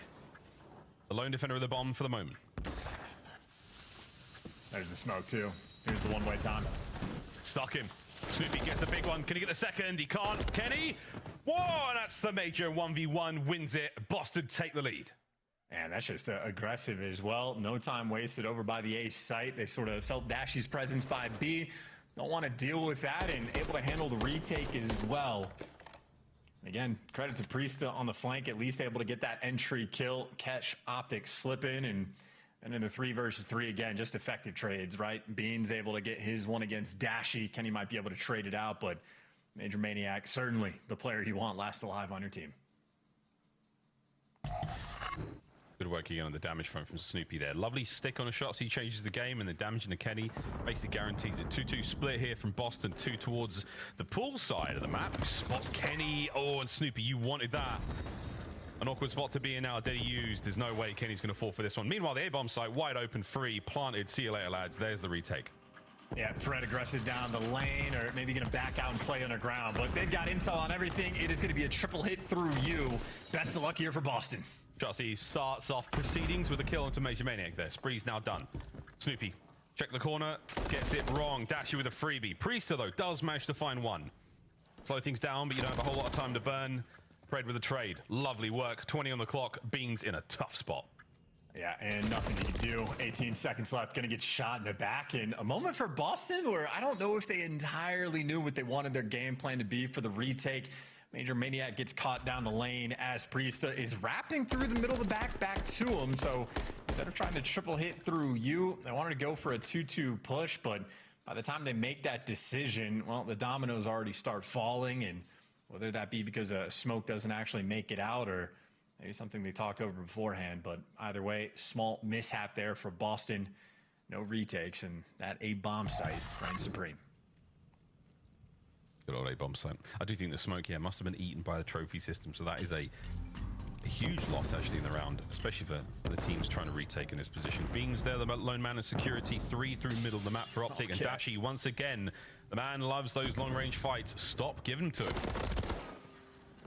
Well, they'll take it right back. Priest able to get one. Shotzi in for the kill. Nice and quick as well, and gets out of dodge. So at least you get trades on one end. And again, that B site, not one I would be favoring if I was Boston. Shotzi with a lovely sort of drive-by information there. He hops over the gap, past the threshold, spots those players out. And Beans holding it down alone. Kenny with a trade. All down to Priest now in the 1v2. He's moving through the middle of the map. He has not been spotted yet. And this is an interesting moment for a man with a rival 9. Can he clutch? No, we cannot. Kenny slam that door immediately. In another moment for Boston, we're just not completely coordinated. I mean, Beans completely committed to the fight on you, and I mean, he got his one, but Priesta had a different concept in mind and maybe a little bit split, a little less coordinated. Optic, again, their trades have been on point. Pred loses a one. You got Shotzzy flying in for the kill, and then obviously if they win their ones, no complaints there. Dashy still holding that B-side down. Yeah, locking it. And by Paul, that fresh air, Bruce. It's the wind through his long hair right now. That is, he's getting close to me at this point in time. But quick bomb recovery from Pred there with a 1-round advantage for Optic Texas. How are we looking? Was Boston deep over towards A? You've made the B side of the map a dangerous place to be right now. Dashy winning those fights, you just let him have it. But we're wrapping Chance all the way around. Yeah, Shotzzy made it into your spawn before Boston made it to the halfway point of the map, so they're gonna wrap back, and Beans, he wins some crazy ones. Oh, he is gonna get it there. He does it again. Oh my God, that is a ridiculous win at that range against Shotzzy. Pred trades out Snoopy. Good work. 30 seconds on this one. Boston with a life lead. I should have trusted my instinct. I knew we were in some weird ones. Should have just shut up after that, but 2v3 Optic still can hold this down. Got all over the bomb site, Boston Breach. You have to now guess the fight. Pred, he's going to be by Tiki. You know it's such a common spot. Will he time this one right? He doesn't. Dashy now. 1v2 done. Boston Breach with a defuse and just a few seconds to spare. Lovely composure. All squared up 3-3. Yeah, that's a great call by Boston as well, just to sort of push Dashy out. You see Pred going to check the bomb and gets bamboozled, expecting somebody to hop it, but Boston make the heads up call, and Beans, again, can just win some very difficult gunfights. I mean, Shotzzy has him dead to rights 9 times out of 10, but the drop shot just so quick on the reaction time, and get to see it here. Yeah, headshot, multiplier, drop shot. Beans had all the sauce. He got one headshot in there. You saw the double X. That was a triple X rated play, if you ask me, though. But that is the round winner right there. We're going to A, and we're going to headbutt each other. Here comes Beans. No one's looking down low. They're not going to check it. It's hard to make a play, though. It's hard to get these kills from Pred.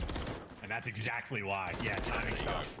Got the map though. Kenny bangs it wide open, looking for a few more. That damage is huge. Gets away with his life, but he is the only life for Optic here in this round. Can Boston take advantage of this? The answer is absolutely. Priesta tags him back. Boston keep rolling. That's like the difference maker of like the underground push too. You have to know the timing so well, and that comes with a lot of experience and a little bit of luck as well. I know when Optic played against the subliners, they had it dialed into a T. Pred gives it an attempt there, but Boston, I mean, they were watching it like hawks. So that just shuts down the entire concept of the defensive setup there from Optic. And I mean, you saw the stat earlier, a 7 S&D loss spree.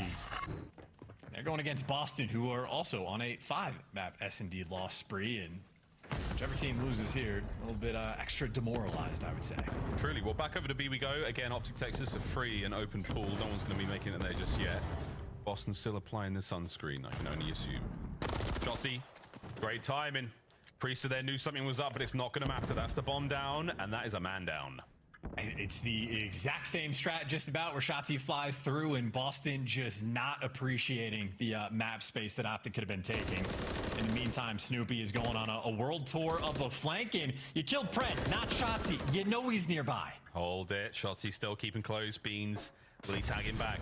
The nade pushes Dashy back. Beans gets into the fray, and that is wonderful timing from Shotzzy. He's going to stay alive. Last man left alive, though, for his squad. Has to win this fight. Has to win it. Gets it. Looking towards the bomb now, but in the smoke, utter chaos.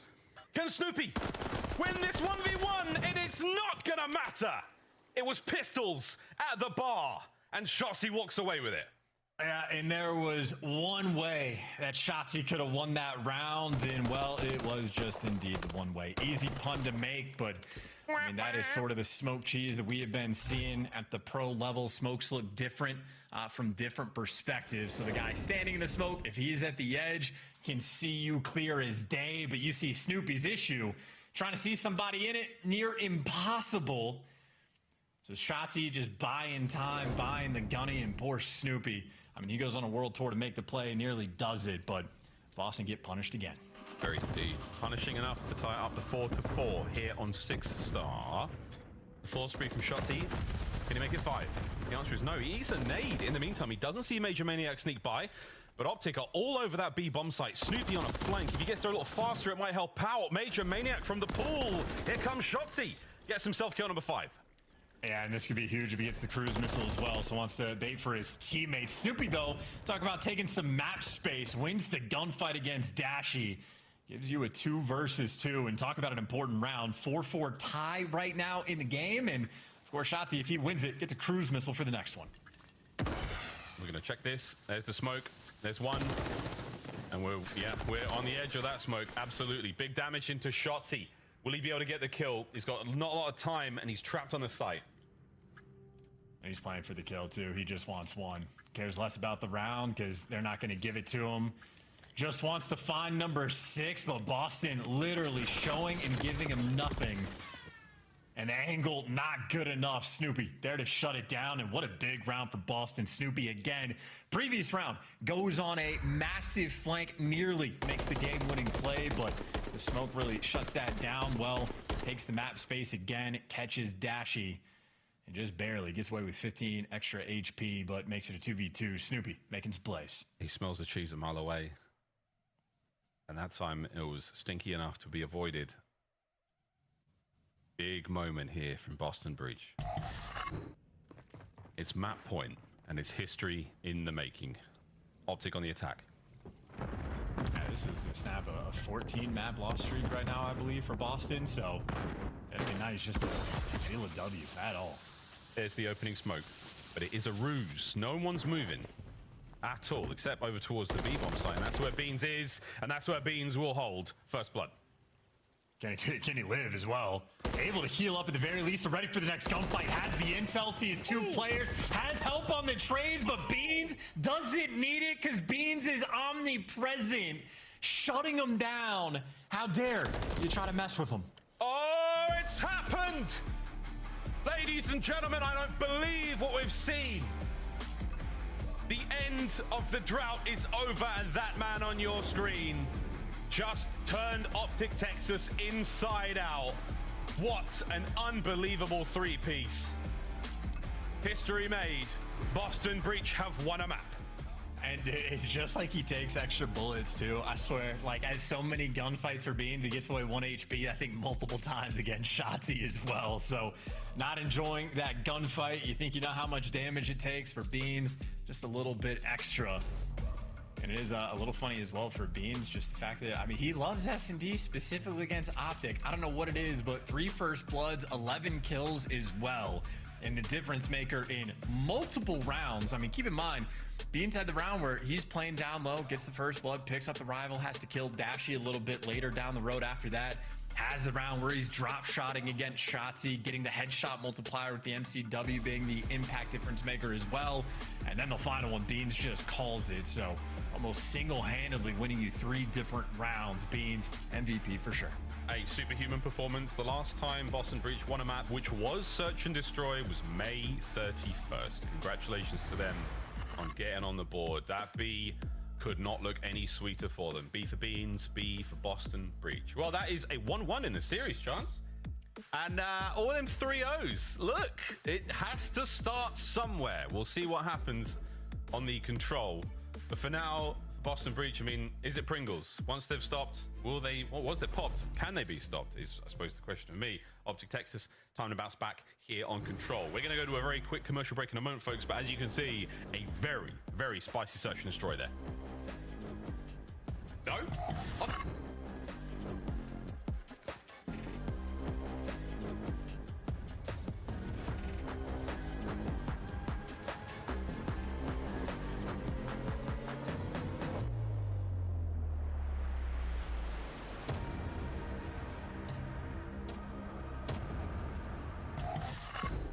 Upgrade your game with the Scuff, the official controller of the Call of Duty League. Scuff Gaming is doing an ultimate giveaway where you and a friend can win a chance to go to COD Champs this year. The giveaway includes 2 VIP tickets, travel expenses, and more. To enter, scan the QR code on the page or go to scuff.co/CDL and enter your email. Terms and conditions apply. The Call of Duty League is brought to you by Monster Energy, the official energy drink of the CDL.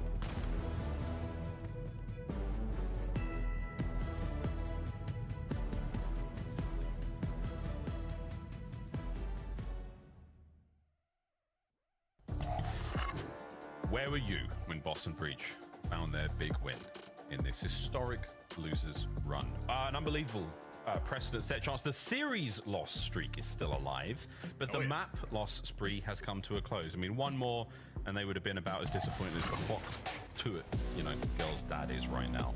As her 15 minutes of fame stretched into 72 hours. They want to search. Let's try a respawn now, says the X.com. Pluto says Benjamin Beans is him, which is all true. They've ended the 50 map losing streak and the 5 S&D map losing streak. The last time they won series was what? St. Paddy's Day a long time ago. Woohoo! Well, Boston, you have the opportunity to do something incredibly funny right now and win this control as well. Here we go. We'll start things off though with Optic on defense. Yeah, and this might very well be Beans' map as well. Again, his damage numbers have been consistently top-notch on almost every map that he plays. Doesn't really matter the game mode, but control are times where he's just a titan in the lobby. You see Pred and Dashy double chop just to take him down off the rib. So a nice little cheeky strat off the opening break to take care of Beans, but Snoopy's the most important one to kill, and he didn't get him. Beans and Priesta off respawn as well, able to pick up a couple and now force the action over towards this B zone.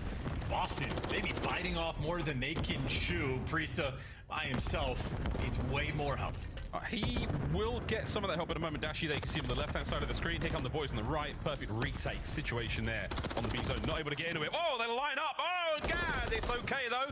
It was salvaged. As far as you're concerned for the Optic fans, PTSD might have just hit. A single segment A closed out. The B work will be dealt with. Also, now aggression towards spawns of Boston.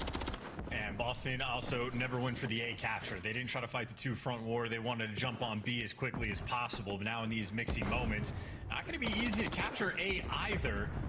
And Pred on the prowl trying to chase down a Beans, and is your guesswork good enough? Instincts on point right now. Optic still collecting kills. You might lose him, but he keeps the snapper on hand to find that kill, and he will get himself an MCW nearly for his trouble. Well, there we go. Back into the trap we now go. Boston, good luck breaking out of this with 30 seconds to spare.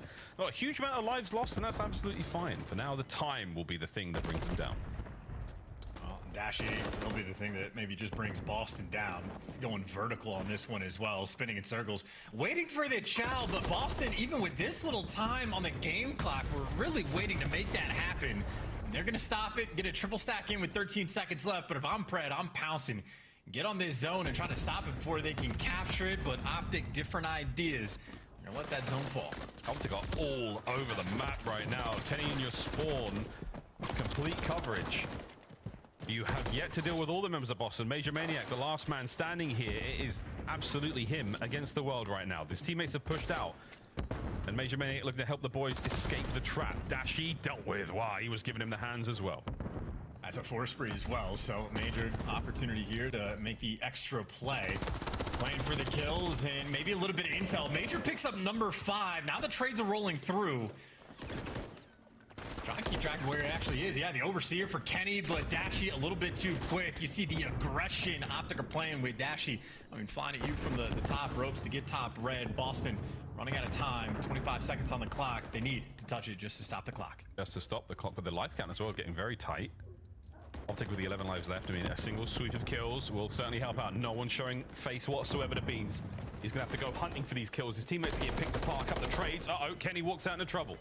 Beans finds at least one. The clock's still ticking. Anyone able to get themselves close to the zone? No one able to fly forward. Chotty, nice 2. Make it 3. Can indeed. And that will be the round.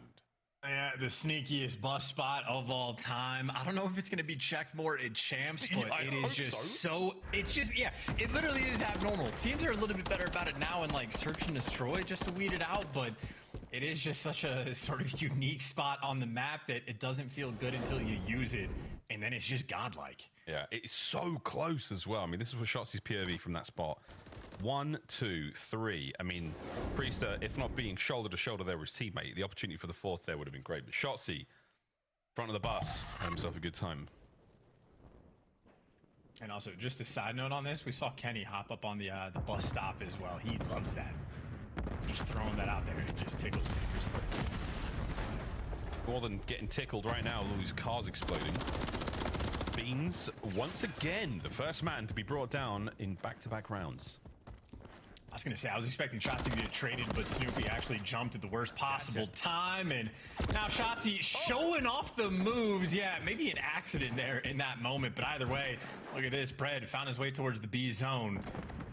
He's going to be playing for the kills before he hops to the point, and this might end up working perfectly. Beans cross in front of him. There's a freebie. Number 2 in line. Pred playing for the kills. He's going to get him. Now a double stack on this B zone. Takes 22 seconds for 2 players to get this done. And they've got the 2 players. It's Kenny and Pred.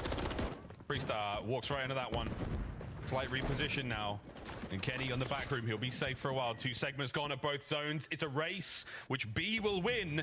They're coming around the corner right now on the outside. The B zone, oh, but it's a contest there. The B zone's been stopped. The A zone continuing to get captured. B zone down and out, done. Both zones cleaned up, and my God, was it close? That could have been a moment. Yeah, and this is a map of decisions. You had map number, or in the first round, excuse me, Boston tried to full force it over towards B and ended up getting punished. Optic truly fighting the 2-front war, and barely they get it here before Dashy stops it, but 2 players have to make that investment. So Optic do have an open door just to walk back over towards the A zone. Admittedly, though, they are taking a little bit of time to make it happen, but they should be good. Boston going for the decap. They'll be playing the long game. 2 minutes to defend this B zone. That's a crazy situation to be in. You test your luck a few too many times. Priesta, you have been spotted. A nice throw. Oh, nice shots as well. Pred finally able to get it. Over to Beans. Takes care of 1. Minute 40 in the game clock. Snoopy, oh, he let it rip with the trigger. Can he find the second player as well? It would be very nice, but it doesn't matter. His teammates are there for it. And magnificent defensive work there at Boston. They're all down. All 4 very clean, and Priest the only man to fall in that situation. That's interesting timing. Maybe Shotzzy a little bit of revenge and showing off the smooth moves from whatever cam he wants. Shotzzy flying so fast that Boston just got a clean 4 down, and he's already behind you. You'd never know. You'd never be able to guess this. His teammates are taking a little bit longer. They're having to fight their way through Boston. 2 members now for Optic on it, waiting for the perfect opportunity to strike. Here comes Shotzzy, right into the feed. Onto the zone. Beans, oh, he's just been obscured. Can Beans find a 2-piece? He does! What a save! Boston again. Shotzzy hates fighting Beans. I feel like he just does it time and time again. But either way, because Shotzzy was able to get here, it just alleviates so much pressure on the map. A team kill there from Optic, but still winning some of the gunfights. Looking for the final set of trades, but Dashy, last man standing, well, and killed his teammate with a nade. He dies to a nade. You gotta love the synergy. Unbelievable work. Major Maniac again there. The Renetti, the last one. 3 spree again as we're into the final minute of the second round. Snoopy with a nade of his own. Dashy from inside. Another big win. Last man left alive, Beans. Can he find the heroics again? This is going to be bad for our hearts. And, well, Dashy, Renetti, clock has been stopped. 5 lives remaining, but only 6 for Boston. And, well, now Texas, only the last man standing, but you're able to sit in through the door. It's an inch away for the cap, and Major Maniac and Priesta gonna get it done. What a round from Boston Breach. I don't believe it. The 3-man stack was dealt with. Optic certainly feeling the sting there. Yo, a Major Maniac, 15-7. My guy. Yeah, not the expectation. He's an S&D guy. You want him to go about even in the respawns, but if he's popping off, that man is putting in some serious work. But there's the moves from Priesta, too. In the chaos, just delivers. And that's a round where Optic nearly captured both zones at the exact same time. Boston stopped both. 2 ticks had gone through. That was 2 minutes of defense that Boston stayed out on top. And now they're going straight towards B. And not to mention the 3 pixel perfect saves they managed to land. Shotzzy traded. Wow, what an unbelievable game of control this has been so far. A bit of Priesta trying to get in. He's trying to help his teammate out at this moment in time. It's a B and A hit. Snoopy fighting solo for now. Shotzzy, he wins 1. The trade's again good. Over to Snoopy. Can't win anymore. Be safe. Over to A. And the A zone going to be maybe a little bit slow. Actually, the Boston player hopping off to look for some extra kills. And this is still a mixing moment. Still keeping the pressure over towards this B zone. Kenny on defense has a couple players looking at it. He's shooting at everybody, but he's getting traded and overwhelmed. Priest has made it behind you, but Optic are aware. Kenny has called this out, and Pred will be able to hunt him down. Beans now by himself, maybe looking for a little bit of magic once again. He's looking for a little bit more than magic at this point in time. He's gonna need a miracle. Optic are flying in. Oh, it's not a miracle he needed. It's simply Major Maniac. He finds one out of it, and an awkward battle towards the back line. Priest is now going to be here, as Boston have started to effectively trade chance like a pro team, like we know they are.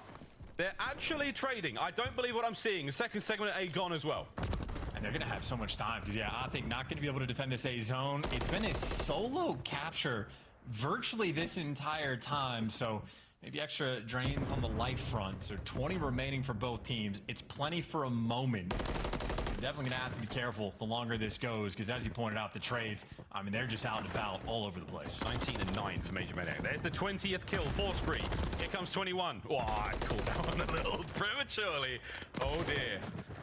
Dashy and Shotzi pairing up, pushing those players out of the top side of the map towards the middle. That's where Beans is, and we're looking towards at least 1 or 2 kills here. His patience has paid off in previous rounds. We'll see if it can happen again. Well, this is an interesting standoff moment between him and Kenny. And while Kenny didn't even have to be too big of a factor, Pred gonna get him through the wall. What a stun as well, just to disrupt it. Snoopy still able to pick up an extra one, but just because Dashy has been hanging out in the junkyard, Boston are consistently gonna be spawning so far away, means you're gonna have to execute the pushes just a little bit better. 1 minute to go, Optic to take the lead. Snoopy opens up one. Here come the flow of reinforcements for Boston Breach. Shotzi with a quick trade. Lovely shots from Kenny. Oh dear, bad timing. Priester somehow finds a way through. Pred on the defense once again. Trades. 3 members of Boston on the approach now. Dominic across, Beans and Snoopy able to get out. They're going to be causing chaos, but that's it. Only 2. Shotzi playing for the spawners, and he catches the reinforcements and catches everything, including Kenny's bullets. Shotzi, always behind you, always making the heads-up play. Tremendous damage. 6 lives left for Boston, 11 on Optic. 25 seconds on the clock. He got one more good hit at this one. Pred, he and Shotzi pushing the front line forward. The pinch is now on. Will Major Maniac read this? Oh, it doesn't matter. He can't hit a thing. It's 3 in the feed. 3 lives remaining as Shotzi once again floats like a butterfly, stings like a bee. And well, unfortunately, Major not punching like a heavyweight. He's sort of fighting like I do in my dreams, just a little bit too much sand in his system, and Optic take full advantage of it. 2-1 up now in round count, and Kenny certainly feeling the stress. They all are. I truly believe they are feeling this one. I will say, on paper, if you'd asked me before this series, this would have been the map that Boston have sort of the closest odds on. Still would have picked Optic for it, but certainly with a little bit of magic like that, yeah, Shotzi just overtime. Collecting extras to his highlight reels. Such a nuisance. Yeah, it's lovely work. Map point, Optic Texas to take the lead here in the series. Boston, let's see what you've got on a defensive round. It'll be standard stuff from Optic at the very least, and effectively standard stuff for Boston on defense as well. But Shotzi, the thorn in your side, already making his impact, and you think he might be going towards B. You got Major Maniac effectively waiting for Shotzi to cross. Meanwhile, Shotzi on the other side of the map, Pred flying around as well. The jungle gym that is Karachi. Optic feasting so far on offense. That lovely work from Dashy there to stay alive. He just lays prone, trusts his teammates to get the job done, and that is it. He's still capturing the point. Pred keeping him safe again. 23 and 19 from the young Australian. Here comes the Preddy Deddy play. Will he be able to get anything out of it? He should be able to get some map presence and maybe even get that pressure towards B. So far, Boston giving up A, lining up for their last chance here on the map. And Pred, maybe a decision of whether or not he wants to flank everybody else, going straight through red. Priesta gets one, gets traded out. Here's the pressure on the zone. Shotzi for 31 kills, and, well, now he's behind you, as is tradition. Good reads, though, from Beans. Beans against Shotzi. Not the sort of rivalry I was expecting, but Beans making an impact, and, well, Shotzi, he is the reinforcement. And he's just free and clear. Priesta not even watching the cross, so Shotzi behind enemy lines again. Yeah, it is a crazy string. It's now 3 players there for Optic closer to the zone. Dashy, the only man on the capture. Oh, bit of bad timing again. A lot of to-ing and throwing, and Priester once again proven to be a pain in the arse. Can he deal with Shotzi? He can. Priester finds another. Kenny with the immediate trades, and the reinforcement battle now brings the fight to the car park. And this is so delicate too. These are moments for Boston where you have to be able to get these trades to force the round 5, because Optic, it's going to be a constant flood. They're getting the close spawns. They're going to be active in Major Maniac. You're playing it from a passive position. It does not feel good as an MCW. The trades, Boston maybe coming out on top. Priesta for 3. Again, it is only Snoopy that can shut him down. We saw the 47th team kill of the series so far. A fake stat, but look at this pressure. Kenny, big damage. Beans holding him back. Priesta with an aid once again. As Boston try to strengthen the line. Priesta on the back alley again, wins another against Shotzzy. Reinforcements on the flow. Dashi with his. Snoopy finding the kills, and that is a 1 life difference at this moment in time and a minute to go. Hey, this honestly, it's looking like it's coming down to lives as well. So whichever team recognizes that first, maybe going to be on point. But Dashi throws his life away in that moment, runs into the pre-aim of Priesta, and now, well, you're looking for the trades, but Pred dancing between everybody, runs into the pre-aim of Priesta. Shotzzy behind you again, as is tradition, working with Kenny, trying to make the play. It's a 5 spree from Priesta. Snoopy sends it. As Shotzzy pumping his way towards the point. Major Maniac on the pinch, defensively well done. Out of Boston again. Pred fighting forward. Beans holding him bay as well. This is non-stop, and it might be coming down to the kills. Can Priesta get one more for the cruise? No, it's done. Kenny gets it. The clock goes red, 15 to go. You just got to win a 1. Just win a 1. Major Maniac gives you 1 against Pred. Beans gives you 1 against Shotzzy, a 4 versus 2, but no time on the cross. Major actually maybe going to give it up in the final second, but the stun connects, and devastation in that round. Fantastic game of TDM being played right there, and Optic feeling the heat. That's a moment where Boston just need to make sure you're consistent with the trades, and they delivered. That's a hell of a round, too. I'm pretty sure Priesta might have just completely popped off. I don't know how many got in that round, but I think double digits might have been on the horizon. Oh my god, it was ridiculous series of kills from Priesta there. Optic just unable to find an opening. At what point does the mental game start to if Boston wins this, it gets serious, by the way, if Boston wins this match because of the S&D woes for Optic Texas. Final round. In this, honestly, historic series. Nameless has been calling it a banger all day, and those who thought he was trolling, you were wrong. This has been quite the contest so far. Priesta finds himself his first. Will not read Kenny in that position, though. Over towards A on the capture we go. Yeah, still, though, if that's the opening break from Optic, 2 players over towards B like that, should be easy to capture the A zone. Snoopy gets a little left out to dry, though, but at least you get the trades on Pred after the fact. But I mean, these are not players right now for Boston getting active. They've just given Optic so much space on the defensive end, and you've yet to actually stop the clock. Dashi back in Junkyard. He is behind you. Now Beans being the lone man on the objective. Boston a little bit scattered right now. The timing slightly off, and they might get punished for it. Yeah, Major Maniac in the far forward position gets brought down, as does everybody else. And now Optic trying to tighten the grip around Boston here on the map. Beans and Major Maniac fight their way out. Shotzzy with a sweet corner. It should be good for at least 1 from here, but we've seen it change time and time again. There it is, Major Maniac, quick read onto the zone. Ooh, failed moves there from Kenny, and I would do the same thing. If you can't hit the hop, just make sure you do it on foot. And Beans isn't picking up the flank just yet, so Kenny should have at least 1 freebie. There it is, and now Major Maniac may be food for fodder. Too many different directions to look, and feet too big. Kenny from the power position gets it done, and I mean, now Boston might have to flood over towards this B zone, but that is not by choice. It is by force. It's a painful spot to be in. Kenny, lovely damage. Not enough to get the kill, though. Optic now moving forward, and nobody felt to call that one out, apparently, as Kenny finds kill number 5 in a row. And again, like, just around the objective, Boston just leaving each other out to dry near the zone, and that's a 3, make it 4-man wipe in Boston. I don't know what kind of breakdown you just experienced in this round, but Kenny's standing in your spawn, bored, waiting for gunfights. And he was literally standing right in the middle, and Optic have just done a lap of your spawn, and it's everything in the feed. It's guns, knees, and fists. Pure violence. And here comes the streaks from Kenny, just to make sure. Boston, complete shutout in the final round as Optic take the lead. Man, and I don't know what happened on the opening break, but we watched Priesta get a kill on the flank and then gets the call out that Kenny's also nearby towards B. And then someone from Optic also filled in red as well. So Optic basically have only Pred defending the A zone, and somehow when Snoopy's capturing it, his teammates do not have his back, and Pred just gets the kill from top third. So I don't know what happened off the opening break on the other side of the map, but I know for Boston, Navy letting the pressure slip through. Awkward timings in control, and they slowed down tremendously in the final round. So no funny business there in the control. Optic Texas take care of business, and so much credit to Shotzi and Dashy. Those two were absolutely shooting. Working real hard.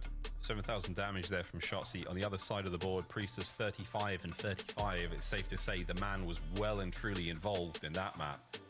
A very, very strong closeout in the final round. And that Karachi control, 16 minutes, folks. That one was certainly a marathon. Whew.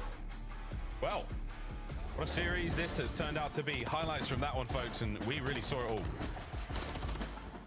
And again, the first 4 rounds, pretty great from both the teams. Round 5, just Boston, absolutely no ice. I know their Game 5 record, 1-12. Their Round 11 record, well, they get an extra one in Map 2, so I think now 2-7 overall, but still not icy. And they're in the Round 5, look like a completely different team, but so much of this is just going to be a Shotzi montage, literally discovering new things about the map every time you watch them play. Every time. Crazy saves on the zones. BNA from Boston in the approach towards that final round. We really saw some crazy close finishes. This was one of them from Priesta. Plenty of action there, and that Karachi control. Can't wait to see how that one goes down at the major again. A lot of teams getting very good at both attacking and defending. We always end up starting the season off with, oh, this map is favorable to attack on, and by the end of the season, either they're very different, thanks to patchwork, or thanks to teams changing strategies or learning how to play these maps a lot better. And I think Karachi's become a real close one. We're always getting blowouts and close ones on Vista Chance. That's the comeback central, and I feel like Karachi is just it's sort of the control equivalent of that in the comeback department. Yeah, Karachi can quite literally give you anything and everything at any given moment. You can double capture both the zones at the exact same time. You can get put in a spawn trap blender on either side. I don't know, it's thematic. Almost every single different thing you could have in a control map. Karachi quite literally does have it all, but great news from Optic. The S&D might have slipped. You might now be on an 8-lost S&D spree, but you win the nail biter of a Karachi and the Rio hardpoint. These guys should be singing sweet.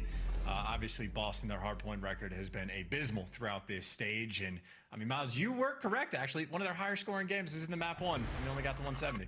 Top three. Hard points so far in stage 4. It ain't good though. It's big time Bond vibes when it comes to the record.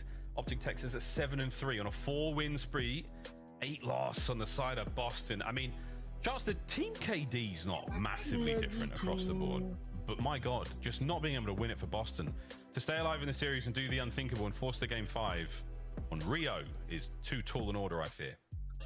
And just to sort of translate the stats into Call of Duty speak, a negative 80-point average loss margin is getting slammed is what that means.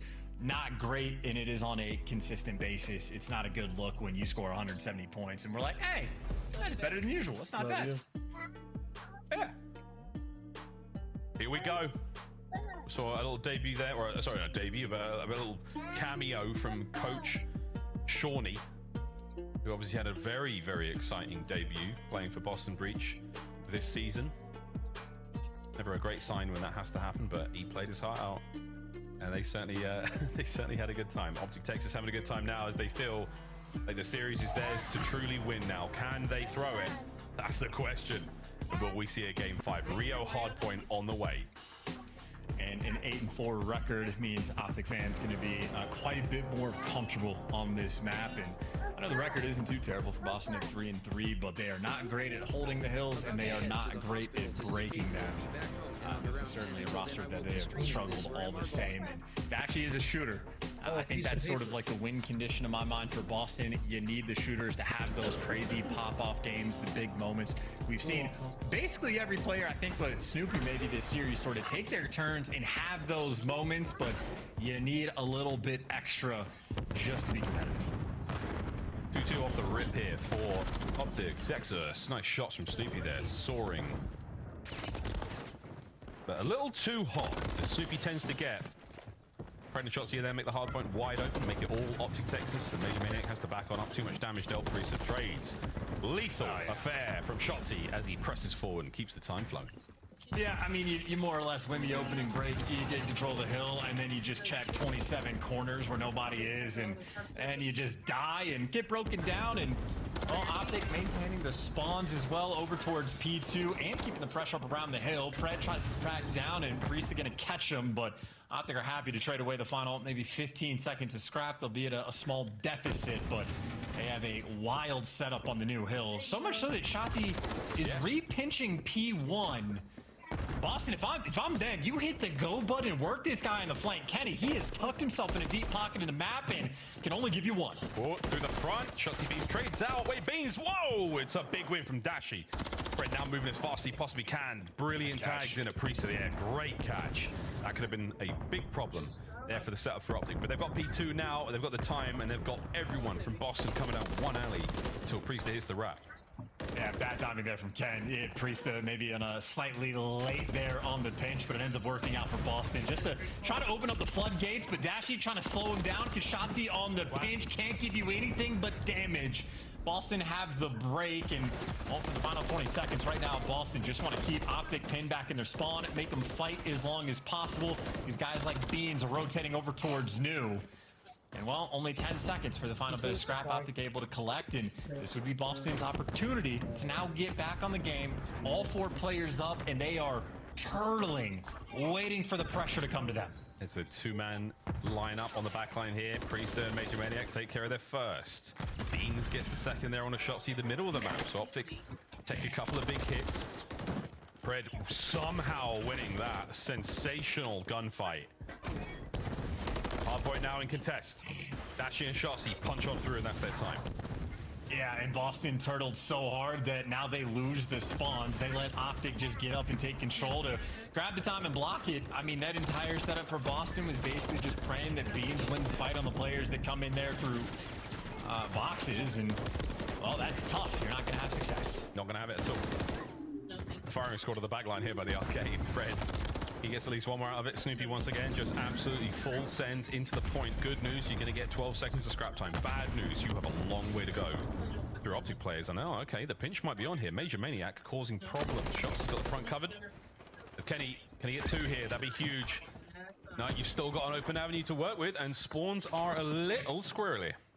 Yeah, not fun to be Shotzi in this moment with Rival 9. Dashi calling out, well, all 3. He's going to be screaming for help, but it's the man in boxes that takes him down, and Beans doing so much. Shotzi shooting players out of the sky, but can't get it done, and, I mean, hey, the pinch for Boston, at least able to break the hill to make things mixy. Question is, though, who can come out on top? Kenny hunting players down, the reinforcements for Optic are in, and, well, now they have a bit of stability. I think the damage was the difference maker there. Optic got so much damage into those attackers that they weren't able to take out those straight gunfights. You do allow Optic to get in there on the second push. The second wave nearly you can't change the difference between the first wave and the second wave. Just one big hit there. Optic at the break. 15 seconds to go here. Chance they've still got firm control here on the map while this caster resets. And Boston not watching the pinch. Dashi times it out perfectly, so he's on a 4 spree, and Boston, they win the rotation in the sense that they get there first, but they're effectively trapped on the back steps, and, well, Dashi there to hunt you down, him and Kenny for the first trade, so Boston, the early rotation for what? Didn't even bother to watch the flank get broken down instantly. Fred eating bullets. Boston going for it. They're getting closer and closer. The trophies are working. Snoopy once again with a 49th team kill. He hates Priester. Hates him so much.